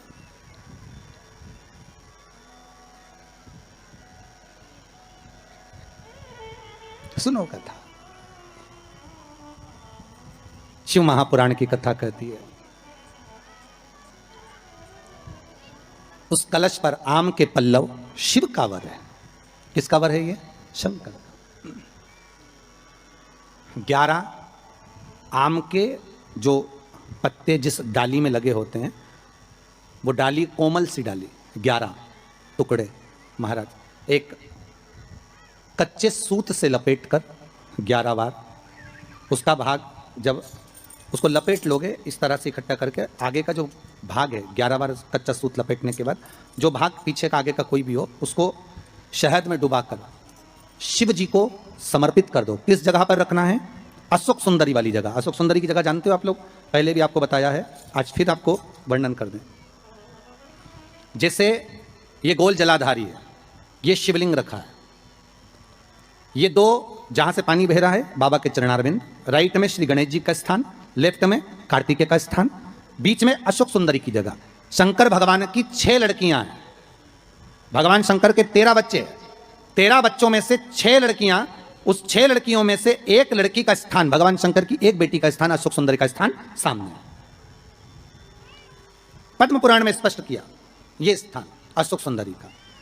शंकर भगवान की जलाधारी में पार्वती जी का हस्तकमल, ऊपर से जो एक एक बूंद पानी गिरता है, यह शंकर भगवान की 5 लड़कियों का स्थान है, जया, विषहरा, शामरी बारी, दौतली और देव। शंकर भगवान की 5 लड़कियां भगवान शंकर के मस्तक पे जल की धार गिरा रही हैं।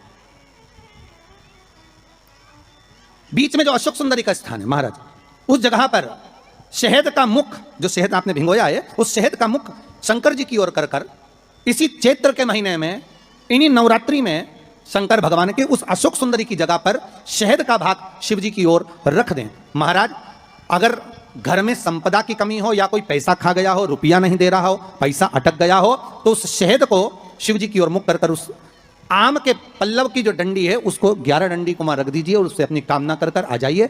हो सके उस शहद में से थोड़ा सा शहद किसी रुमाल पर, किसी कपड़े में लगाकर उसको रख लीजिए। जिस व्यक्ति से पैसे लेना है, जिस व्यक्ति से पैसे मांग रहे हो, उससे एक बार जाकर मिल लीजिए, एक बार उसको खबर कर दीजिए।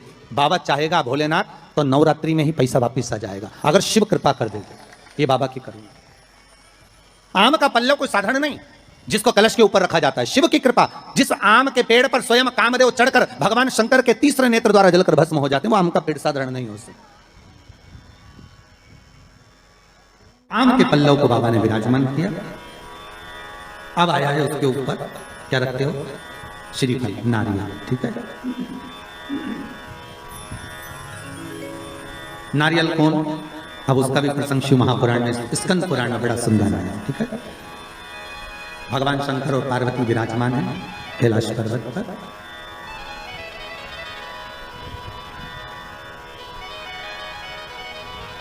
भगवान शिव के मन में बात आई।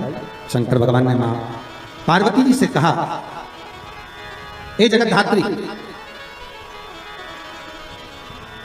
हाँ प्रभु बोलिए, सुनो।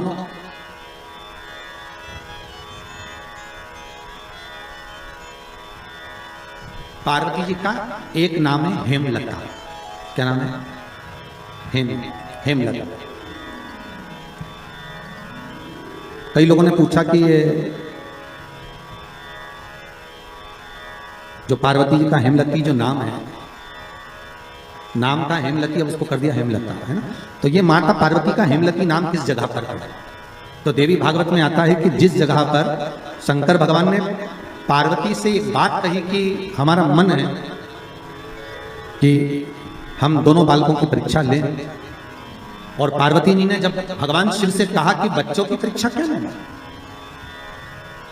संतान अपनी है और इनकी परीक्षा हम क्यों लें, किस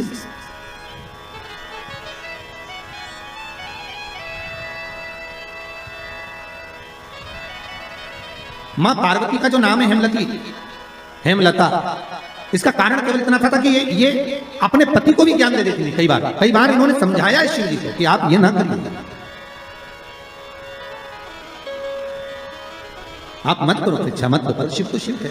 बुला लिया कार्तिकेय को, गणेश जी को बुलाकर कहा, बुलाकर बोले जो पृथ्वी की परिक्रमा पहले कर कर आए वो प्रथम गिनती में पूजा जाएगा, प्रथम भाग उसको खूब जीतती है। ठीक है, जाओ परिक्रमा कर कर आओ। अब गणेश जी महाराज बैठ गए चूहे पर, कार्तिकेय बैठ गए मोर पर। अब कार्तिकेय घर के बड़े थे, उनको ये बात ध्यान नहीं थी, उनको ये बात का ज्ञान था। तो कार्तिकेय जी ने कहा अगर माता पिता का कहना नहीं मानेंगे तो अच्छा नहीं लगेगा। तो कार्तिकेय जी तुरंत मोर पर चढ़कर और परिक्रमा करने निकल गए। अब गणेश जी तो चूहे को बुलाए, फिर चूहा भग गया, फिर पकड़ के लाए, फिर चूहा भग गया।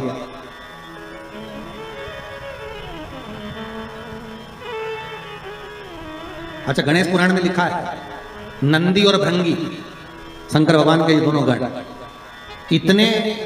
इतने एबले थे महाराज कि गणेश जी जब जब चूहे पे बैठते थे और नंदी और भृंगी चूहे को अपने पास खिलाने के लिए बुला लेते थे।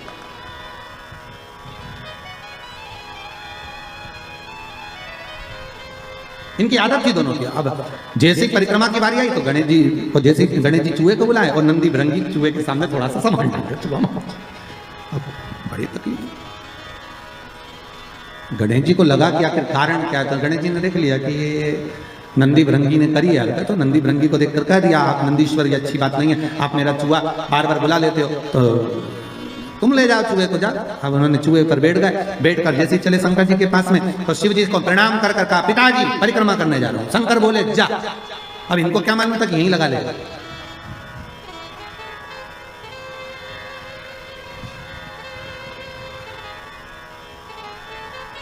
अब उनको क्या मालूम था कि यहीं लगा लेगा।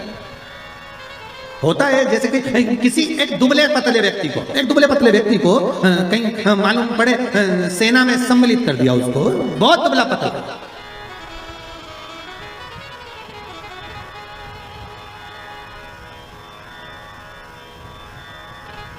और उससे कहा जाए तो अफगानिस्तान की ओर से लड़ेगा, ले ये गोला बम का और ले जा।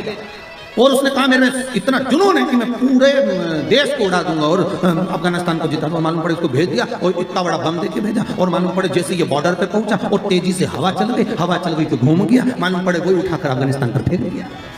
अब जिस सेना से लड़ रहा था उसी सेना को निपटा दिया। अब सोचने में सब पड़ गए कि क्यों रे तुझे लड़ने के लिए वहां भेजा था, बम फेंकना था वहां, तो क्या गलती मेरी थोड़ी ना, बम तो मैं वहीं के लिए लेकर गया था पर हवा गलत चल गई, उसने उड़ाकर मुंह इधर कर दिया तो बम इधर चल गया।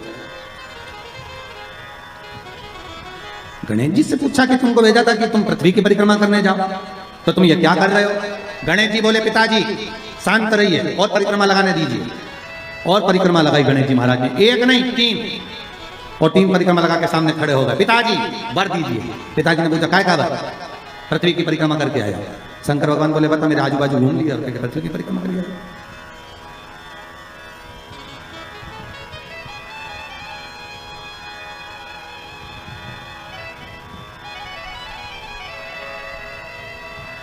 तो ये होता है कभी कभी। रामचरितमानस में केवट का चरित्र आता है ना, केवट ने राम जी को नाव में बिठाया, या घाट से लेके चले वह घाट पर जाए, वह घाट से वापस घुमा के ये घाट पे ले जाए, इस घाट से उस घाट पे ले जाए, उस घाट से इस घाट पे ले जाए, बड़ा बार बार घुमा दिया वो नाव को।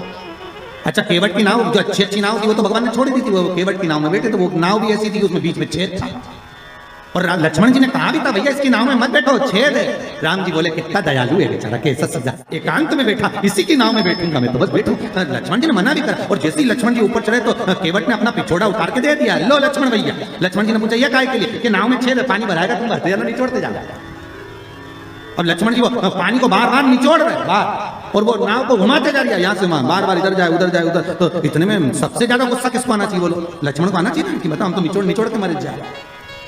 लक्ष्मण जी को जो क्रोध आया तो उन्होंने राम जी को देखा और राम जी लक्ष्मण जी की बात को जान गए। तो राम जी लक्ष्मण जी की बात को जानकर उन्होंने केवट से कहा केवट जी प्रभु ये घाट से वो घाट, वो घाट से ये घाट 10 चक्कर लगा दिए, हम थक गए, पार क्यों नहीं उतारता। केवट बोला वाह प्रभु तुम 10 चक्कर में थक गए, हमें 84 के चक्कर में पड़ो, हम नहीं थके।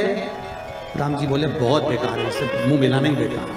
राम जी नीचे बैठ गए। राम जी ने लक्ष्मण को इशारे ने बोला तू बोल। और लक्ष्मण जी उठ के खड़े हो गए, धनुष को बांध लेकर, रुक जा, अभी तेरे प्राणों को हटाऊं, अभी प्राणों को हटाऊं तेरे। क्या समझता है तू? परेशान कर रखा है, पार क्यों नहीं करता?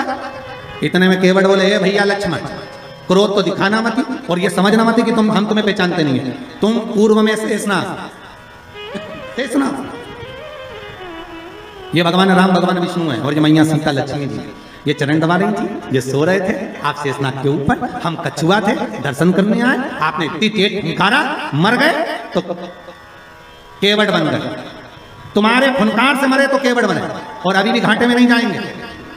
तुम मार भी दोगे तो बेकुंठी जाएंगे, पर घाटा तुम्हारा है। हमारी कोई औलाद नहीं है, हम मर गए तो हमारी पत्नी अंतिम संस्कार भी तुमसे कराएगी और 12वें का भोजन भी तुम्हें जिमाएगी। राम जी ने कहा लक्ष्मण नीचे बैठ जा रहे, नीचे बैठ जा तू। तब माता सीता ने कहा लक्ष्मण भाई, केवट भैया पार उतारो। तब पार उतार तो यहाँ कोई प्रसंग है। अब परिक्रमा लगा कर आकर खड़े होकर के आशीर्वाद दे, तो पूछा आशीर्वाद क्यों? तो कहा प्रभु हमने परिक्रमा करी। तो शंकर भगवान बोले आजू बाजू घूम लिया और क्या परिक्रमा कर, इसको कोई परिक्रमा करते हैं? गणेश जी बोले और नहीं तो माता पिता में आकाश, माता पिता में पाताल, माता पिता में पृथ्वी, साप तो माता पिता में और सब माता पिता में, इसलिए आपकी लगानी सबकी हो गई। शंकर जी खुश हो गए, शंकर जी ने आशीर्वाद दे दिया। अच्छा, बच्चों पर माँ बहुत देर में खुश होती है, पर पिता तुरंत पर्स खोल के 500 का नोट दे तो जा। माता और पिता में अंतर। मम्मी पहले पूछेगी काय के पैसे चाहिए, ट्यूशन के, तो ट्यूशन के पैसे मैं दे दूंगी, पहले ट्यूशन वाली मिस का फोन तो आने दे मैडम का। मम्मी तू बार बार बस फोन का इंतजार कर दे, मैडम मेरे से बोली पैसे लेके आना मत दे। पापा के पास, पापा हाँ बेटा 500 रुपये चाहिए काय के लिए, मैडम ने मिला। मम्मी भी माता को जा रहे 50 बार बोलते इसको पैसे मत दिया करो, बच्चा बिगड़ जाएगा, पहले मुझसे तो पूछा करो। इतने में पति पत्नी से बोला अरे जगदम्बा कितनी बात पूछो तुझसे, तू शांति रखा, मैंने दे दिया ना 500, देख लेंगे जो होगा। तो शंकर भगवान ने तुरंत खबर दे दिया, प्रथम गिनती में तुम गिने जाओगे तथास्तु। पार्वती जी को मालूम ही नहीं पड़ा कि कब बर दे दिया, तो पार्वती जी तो खड़ी हो जाएगी। अब आ गए कार्तिक। कार्तिक ने आकर कहा दंडवत करता हूं पिता, प्रणाम, हम तुम्हें देवताओं की सेना के सेनापति बनाते हैं। कार्तिक की आंख से अश्रु बहे। देवताओं की सेना के सेनापति, क्या मैं प्रथम गिनती में नहीं आऊंगा? नहीं, क्यों? गणेश जी ने प्रथम गिनती में आ गए, गणेश जी ने परिक्रमा कर ली। किसकी करी? हमारी।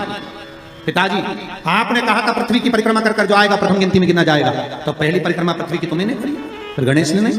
पार्वती जी उड़ गई, क्या बात है कार्तिक? कार्तिक ने कहा माँ पिताजी ने गलत निर्णय दे दिया। क्या गलत निर्णय दिया? गणेश जी को प्रथम गिनती में दे दिया और मैं परिक्रमा कर आया। सारी बात मालूम पड़ गई कि गणेश जी ने चूहे पर बैठकर शंकर पार्वती की परिक्रमा करी, ये हुआ वो हुआ, सब मालूम पड़ गया। पार्वती मैया की आंख में से आंसू बहने लगा।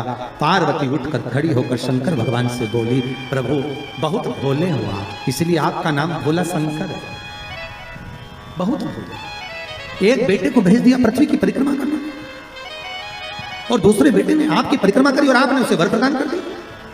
इतने भोले, पुत्रों में भेद कर दिया।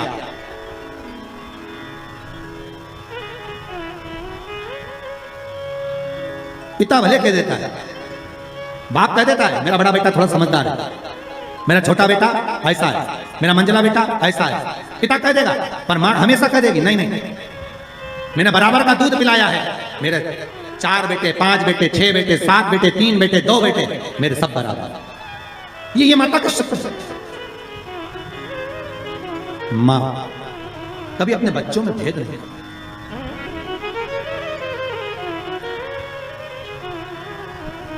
पूत कपूत सुने हैं पर ना माता सुनी हो माता। मां कभी कुमाता नहीं सुनी। पूत कपूत हो सकता है पर मां मां है। जगत जननी मां पार्वती खड़ी हो गई और इस कथा से बहुत सीखने को मिलता है। शिव महापुराण का यह चरित्र बहुत सिखाने का लिए है कि माता पिता की दृष्टि में कभी बच्चों के प्रति भेद न करना। कभी मत कहना माँ से निवेदन है कि मेरा बड़ा बेटा अच्छा कि छोटा अच्छा, मंजला अच्छा कि संजला अच्छा, कभी मत कहना। क्यों? क्योंकि गेंद कभी भी किसी भी पाले में जा सकती है और किसी भी बहू से पाला पड़ सकता है। आप कमी मत करो, आपके 4-5 बच्चे हैं, आप हमेशा अच्छा बोलो मेरे बच्चे सब बढ़िया, बड़ा बेटा बहुत बढ़िया, बड़ी बहू बहुत बढ़िया, छोटी बहू बहुत बढ़िया, उससे छोटी बहुत बढ़िया, उससे छोटी बहुत बढ़िया। क्यों? अपने को करना क्या, जिस बहू के यहाँ जाओ रबड़ी खाओ वापिस आ जाओ, अपन बुरा भला कर करना।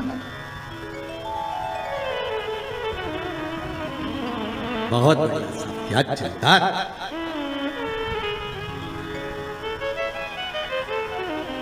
बहुत जोरदार था, बहुत।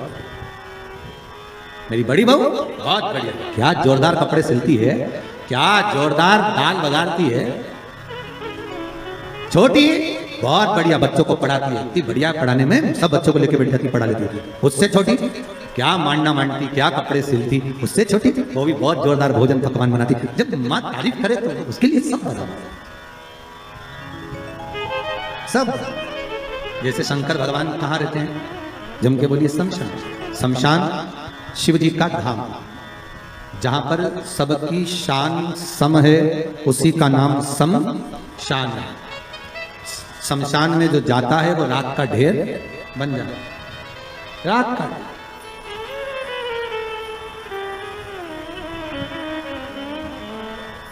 अच्छे से अच्छा पैसे वाला भी मां पहचान में नहीं आता कि ये करोड़पति है। लकड़ी की जगह नोट थोड़ी ना लगाएगा। और गरीब भी है ना तो वहां पहचान में नहीं आता कि ये गरीब है। वहां तो एक जैसी चादर है, सफेद कपड़ा उड़ा दिया, लाल कपड़ा उड़ा दिया, चिता पर सुला दिया, आग लग गई, एक जैसे। कपड़े में भले चमक ना हो, पर चेहरे की चमक बता देती है कि ये कौन है। फिर वही बात कहूंगा, क्रीम की चमक 15 दिन, 20 दिन, 1 महीने रहेगी, पर अच्छे कर्म की चमक जीवन पर्यंत रहेगी। आपका कर्म हमेशा चमकता रहेगा। आप अच्छे कर्म करते रहिए, दान पुण्य सत्कर्म भजन कीर्तन स्मरण। ये श्वास चली ना चली, अंतिम श्वास कौन सी है किसको मालूम? 21,600 श्वास में से आखिरी श्वास कौन सी है किसी को नहीं मालूम। अंतिम श्वास कौन सी है ये किसको मालूम? थोड़ा रिटर्न बढ़ाइए भाई। अंतिम सांस कौन सी है ये किसको मालूम? किसने देखे कि आखिरी श्वास कौन सी है हमारी? बस श्वास श्वास में राम कहो और वृथा जन्म मत खोए, ना जाने इस श्वास का फिर आवन होए ना। 21,600 श्वास जो मनुष्य के शरीर से प्रतिदिन निकल रही है, हर श्वास को ऐसे भजना भगवान का नाम कि अंतिम कौन सी हो। दान पुण्य संकीर्तन स्मरण अपने हाथों से कर लिया। और अब तो ये कोरोना महामारी में तो और नहीं मालूम पड़ रहा कि कब मालूम पड़े तेरा ब्राह्मण भी जिम पाएंगे कि नहीं जिम पाएंगे, वो स्थिति। कई भक्तों के फोन आते हैं, गुरुजी वो कोरोना महामारी में वो शांत हो गए, अब ब्राह्मण कैसे जिमे? वो आए ना तो तैयार नहीं, ब्राह्मण आएंगे नहीं। हमने भी कहा मत बुला, नहीं आएगा तो, क्योंकि उस महामारी में कौन आएगा तुम्हारे? क्या करें? दान पुण्य स्मरण तक नहीं होगा। क्या कर लिया हाथों से तो कर लिया जीवन का। पार्वती जी ने कहा ये आपने श्रेष्ठ नहीं किया। पार्वती जी बोली मुझे अच्छा नहीं लगा आपने निर्णय जो दिया। क्या चाहती हो पार्वती? पार्वती जी कहती हैं आज मुझे एक वर देना पड़ेगा। बोलिए क्या वर चाहिए? भोलेनाथ मुझे वर ये चाहिए कि आज के बाद आपकी कोई परिक्रमा ही ना हो। मुझे वर दे दो कि शंकर की परिक्रमा कभी नहीं होगी।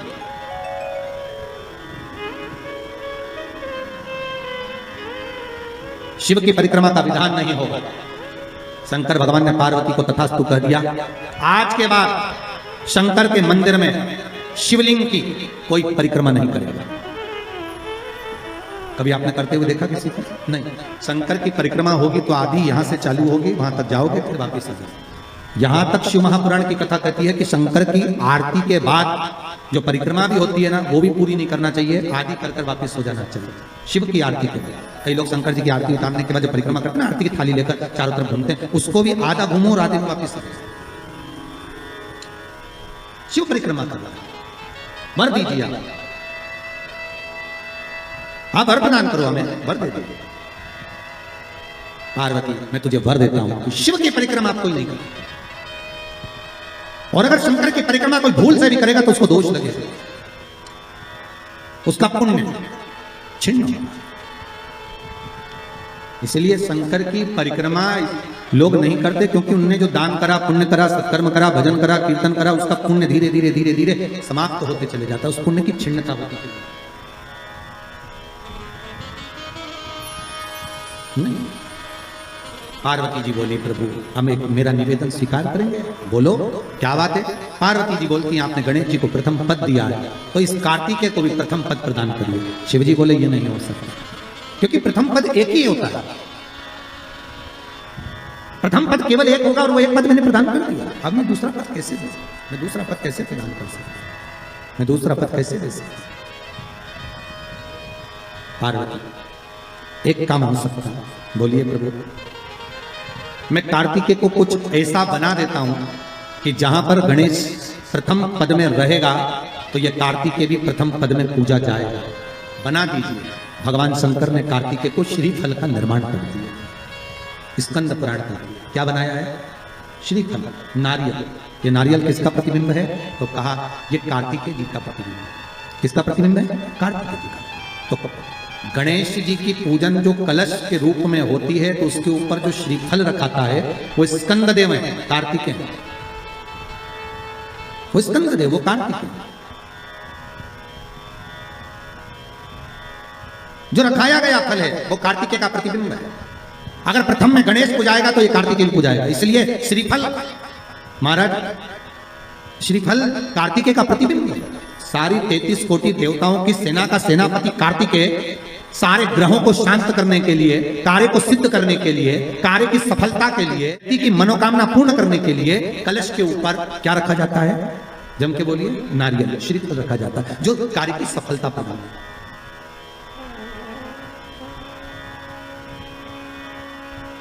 सबसे पहली नवरात्रि का व्रत किसने किया था? उत्तर दीजिए। सबसे पहला नवरात्रि का व्रत, नवरात्रि की उपासना सबसे पहले किसने करी थी? भगवान राम ने। अश्विन के नवरात्रि में भगवान राम ने 9 दिन तक कलश की स्थापना कर कर लंकाधिपति रावण को मारने के लिए मां जगत जननी की आराधना करी। भगवान राम ने मां जगत जननी की आराधना, मां जगदम्बा की आराधना। और कहते हैं मेरे राम ने प्रतिदिन मां आद्यशक्ति को निमंत्रण दिया और मां जगतजननी से विनती निवेदन कर कर कहा कि आपको प्रतिदिन आना पड़ेगा। इसलिए देवी भागवत में लिखा है कि नवरात्रि में एक दिन, जैसे प्रतिपदा है, पहला दिन है तो 1 कन्या का पूजन करो, द्वितीया है तो 2 कन्या का पूजन करो, तृतीया है तो 3 कन्या का पूजन करो, चतुर्थी है तो 4 कन्या का पूजन करो, पंचमी है 5 कन्या का पूजन करो, छठ है 6 कन्या का पूजन करो, सप्तमी है 7 कन्या का पूजन करो, अष्टमी है 8 कन्या का पूजन करो, नवमी है, जम के बोलो, 9 कन्याओं का पूजन करो। और अगर इस तरह से आप पूजन नहीं कर सकते नवरात्रि में, तो 9 कन्याओं का पूजन एक साथ या तो अष्टमी के दिन या नवमी के दिन कर दो, या मध्य में, बीच में भी आप कर सकते हो एक साथ। पर अगर आपकी कोई कामना है, आपकी कोई इच्छा है, मालूम पड़े, जैसे कई लोग कहते हैं कि हमारी इच्छा है, हमारी वो मकान नहीं बिक रहा, या हमारी वो जमीन नहीं खरीदी जा रही, या हमारी कोई कंपनी नहीं डल रही, या हमारे काम में ये अड़चन आ रही है, तो नवरात्रि में, 4 नवरात्रि में से किसी भी नवरात्रि में आप नियम बना लो कि एक कलश की स्थापना कर कर एक दिन में 1 कन्या का पूजन कर कर उसको भोजन कराना, लाल वस्त्र देना, लाल चुनरी देना। दूसरे दिन में 2 कन्याओं का पूजन कर कर लाल वस्त्र ओढ़ाना, लाल चुनरी देना। तीसरे दिन में 3, चौथे दिन में 4, पांचवें दिन में 5, ऐसे 7-9 दिन तक एक एक कन्याओं के क्रम को बढ़ाते बढ़ाते बढ़ाते बढ़ाते आप उस पूजन का विधान प्रबल कर सकते। आज किसी का फोन था सुबह, तो कोई कह रहे थे कि हमें गुरुजी से बात कराओ, तो समीर जी ने बताया कि फोन आया था और वो बोल रहे थे कि हमें नवरात्रि में अगर मान लो कोई साधना करना हो तो कौन सी साधना करना चाहिए, हम किसकी आराधना करें, हम 9 दिन तक किसकी साधना करें। तो अगर बन सके तो देवी भागवत में सबसे सुंदर साधना यही है कि हम एक दिन में 1 कन्या के चरण धोकर पूजन कर कर उस कन्या को भोजन कराकर उसका स्मरण करें। हाँ, ये जरूर है कि कोरोना महामारी चल रही है तो इस नवरात्रि में भले ना करें, पर आगे की नवरात्रि में जब नवरात्रि अच्छे रहें, कोरोना से मुक्त रहें, तब आप किसी कन्या को 1 दिन में 1, 2 दिन में 2, 3 दिन में 3, 4 दिन में 4, 5 दिन में 5, ऐसे नवरात्रि 4 बार जो नवरात्रि आती है, किसी भी नवरात्रि में आप स्मरण कर उसका फल मिला, उसका फल होगा।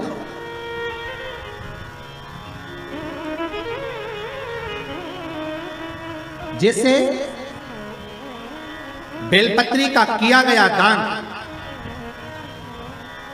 छिन्न नहीं माना गया, किस चीज का दान? जम के बोलिए जरा। बेलपत्र। बेलपत्री का किया गया दान छिन्न दान नहीं है, समाप्ति नहीं होती। बेलपत्री अगर आपने कोई आपसे कहा जी तुम्हारे यहाँ बेलपत्री लगी है, जरा 8-10 दे दोगी क्या? बिल्कुल। और उससे कहो बेलपत्र तू मत तोड़, हम तोड़ कर देते, और अपने हाथ से बेलपत्र निकाल कर उसको दो दान। ये छिन्न दान नहीं है, ये समाप्त नहीं होता। ये बेलपत्र का दान अविरल दान बढ़ता है।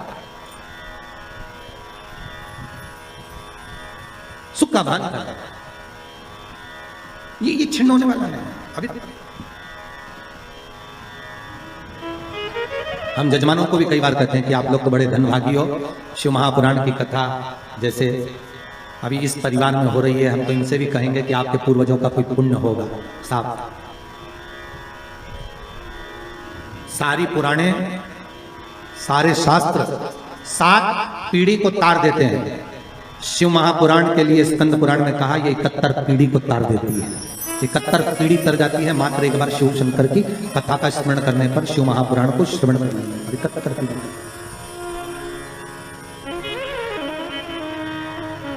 उज्जैनी में कभी आप लोग जाएं उज्जैन तो ऋणमुक्तेश्वर महादेव के मंदिर की दीवार पर लिखा हुआ है कि 71 पीढ़ी को तारने वाली होती है शिव महापुराण की कथा। वो तो बघेल परिवार का ना जाने कौन सा पुण्य प्रबल हुआ होगा साथ। हम तो कहते हैं इनके माता पिता के भी पुण्य और माता पिता के भी माता पिता के पुण्य, दादा परदादा के पुण्य की गुल्लक भराई होगी, तब जाकर इन माता पिता के पुत्र और पुत्र वधू, बहू और बेटे इस शिव महापुराण की कथा को करवा रहे हैं। भगवान की कहीं कृपा हुई तब जाकर ये कथा हो रही है। ये भगवान की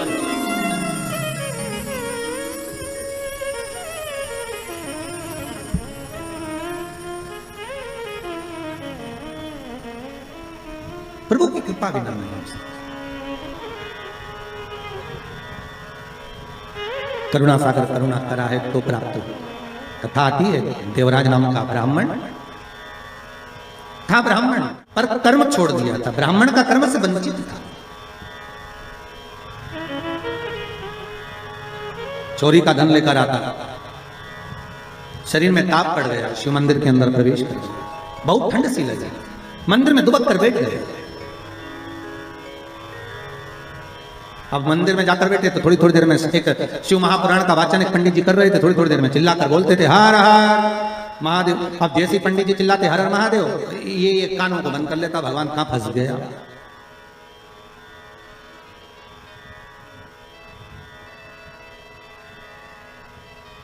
अच्छा, कोई शिव महापुराण की कथा भी पुराण की कथा ही है। शंकर की कथा में जितने भी आते हैं सब गणों से कम थोड़ी। शंकर वाचने, शिव पुराण को वाचने वाले भी शिव, और शंकर के साथ रहने वाले भी गण हैं, और जितने श्रोता वो भी शंकर ही हैं, तो सब शिव का ही तो सुनते हैं। अब इनको साधना, फिर कथा रस तत्व को श्रवण करना। अच्छा, एक तो महाराज कहीं शहर में कथा होना उसमें अंतर होता है, गांव में कथा हो उसमें अंतर होता है। और गांव में भी कथा हो तो गांव के अंदर भी गांव, और गांव के अंदर फिर गांव, और फिर वो पांडे तारा, और उसके अंदर फिर कथा, वो भी शंकर की। अच्छा, जितने लोग आ रहे होंगे तो लोग बाहर से गाड़ियां ले लेके, तुम सोचते रहे हो कहां कथा। अच्छा, पहले रानीगंज पहुंचो, रानीगंज से फिर पांडे तारा पहुंचो, फिर पांडे तारा पहुंच के कथा ढूंढो, वो कहां।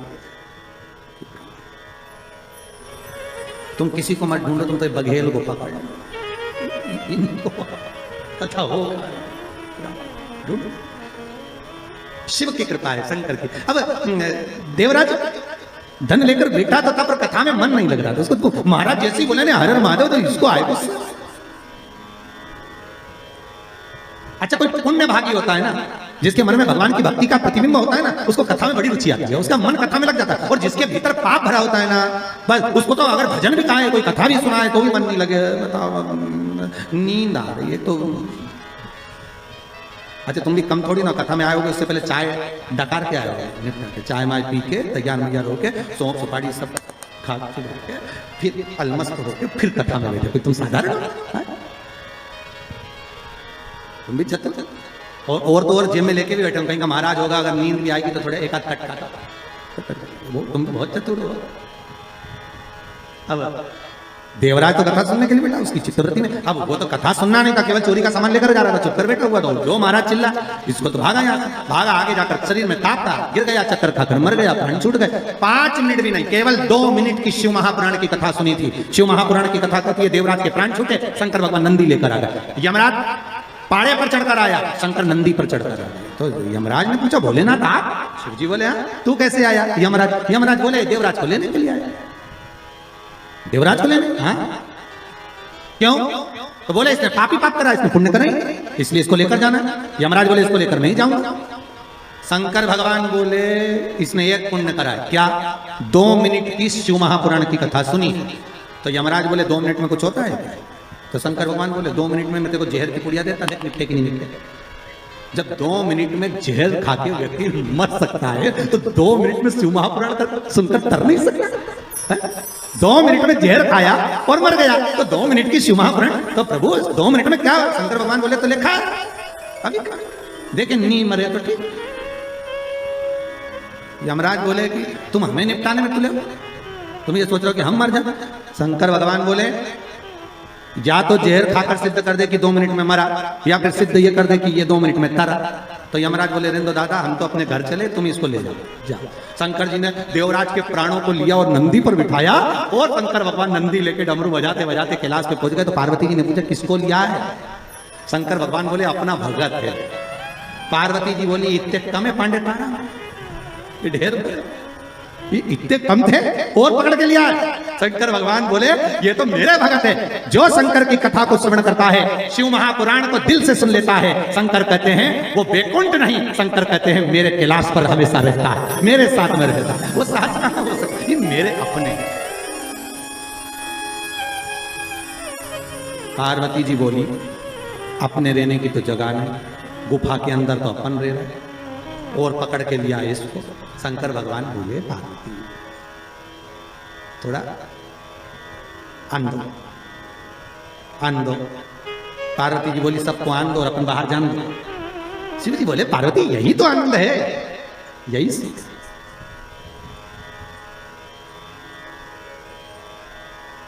पहले ऐसा होता था, आप लोगों को तो मालूम है कि नहीं मालूम, पर गांव में तो पहले ऐसा था, हमारे शहरों में भी था कि मेहमान आते थे वो अंदर सोते थे और घर के लोग बाहर।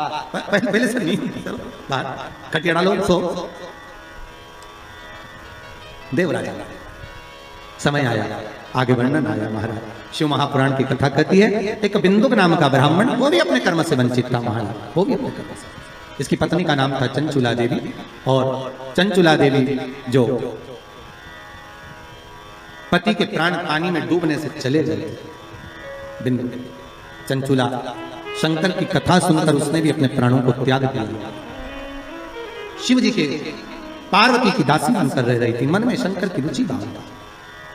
पार्वती ने पूछ लिया तुम मौन क्यों? मुझे कथा सुना। पति का मुक्ति हो जाए, पति का मोक्ष हो जाए, प्रेत योनि से छूट जाए, उसके लिए क्या करा जाए? पार्वती जी ने कहा शिव महापुराण की कथा करवाओ। तुमरुका जी को जाकर निवेदन करा। तुमरुका जी ने शिव महापुराण की कथा का रसास्वादन कराया। आपको फिर निवेदन करूंगा, ये तुमरुका नाम कोई साधारण नहीं। फिर कहूंगा जिस नारी का गर्भ ना ठेरता हो, सफेद आंकड़े की जड़ लाकर शंकर भगवान पर से 21 बार घुमाकर रजस्वला धर्म के 7वें दिन उस जड़ को शिव मंदिर में लाल धागे में बांध लो कमर में, और महाराज बाबा भोलेनाथ जी से विनय करो, बाबा चाहेगा तो 3-4 महीने में गर्भ ठेर ही जाएगा शिव की कृपा से। तुमरुका जी का नाम लेकर सफेद आंकड़े की जड़ को जो बांध लेता है उसका गर्भ ठेर भगवान शिव। तुमरुका नाम कोई साधारण नहीं है, कई रोगों को मिटाने वाला नाम है तुमरुका जी का। कल की कथा में सुनेंगे कि नवरात्रि के तृतीय दिन तुमरुका जी के नाम से चावल कहाँ छोड़ना चाहिए और उसका क्या फल है।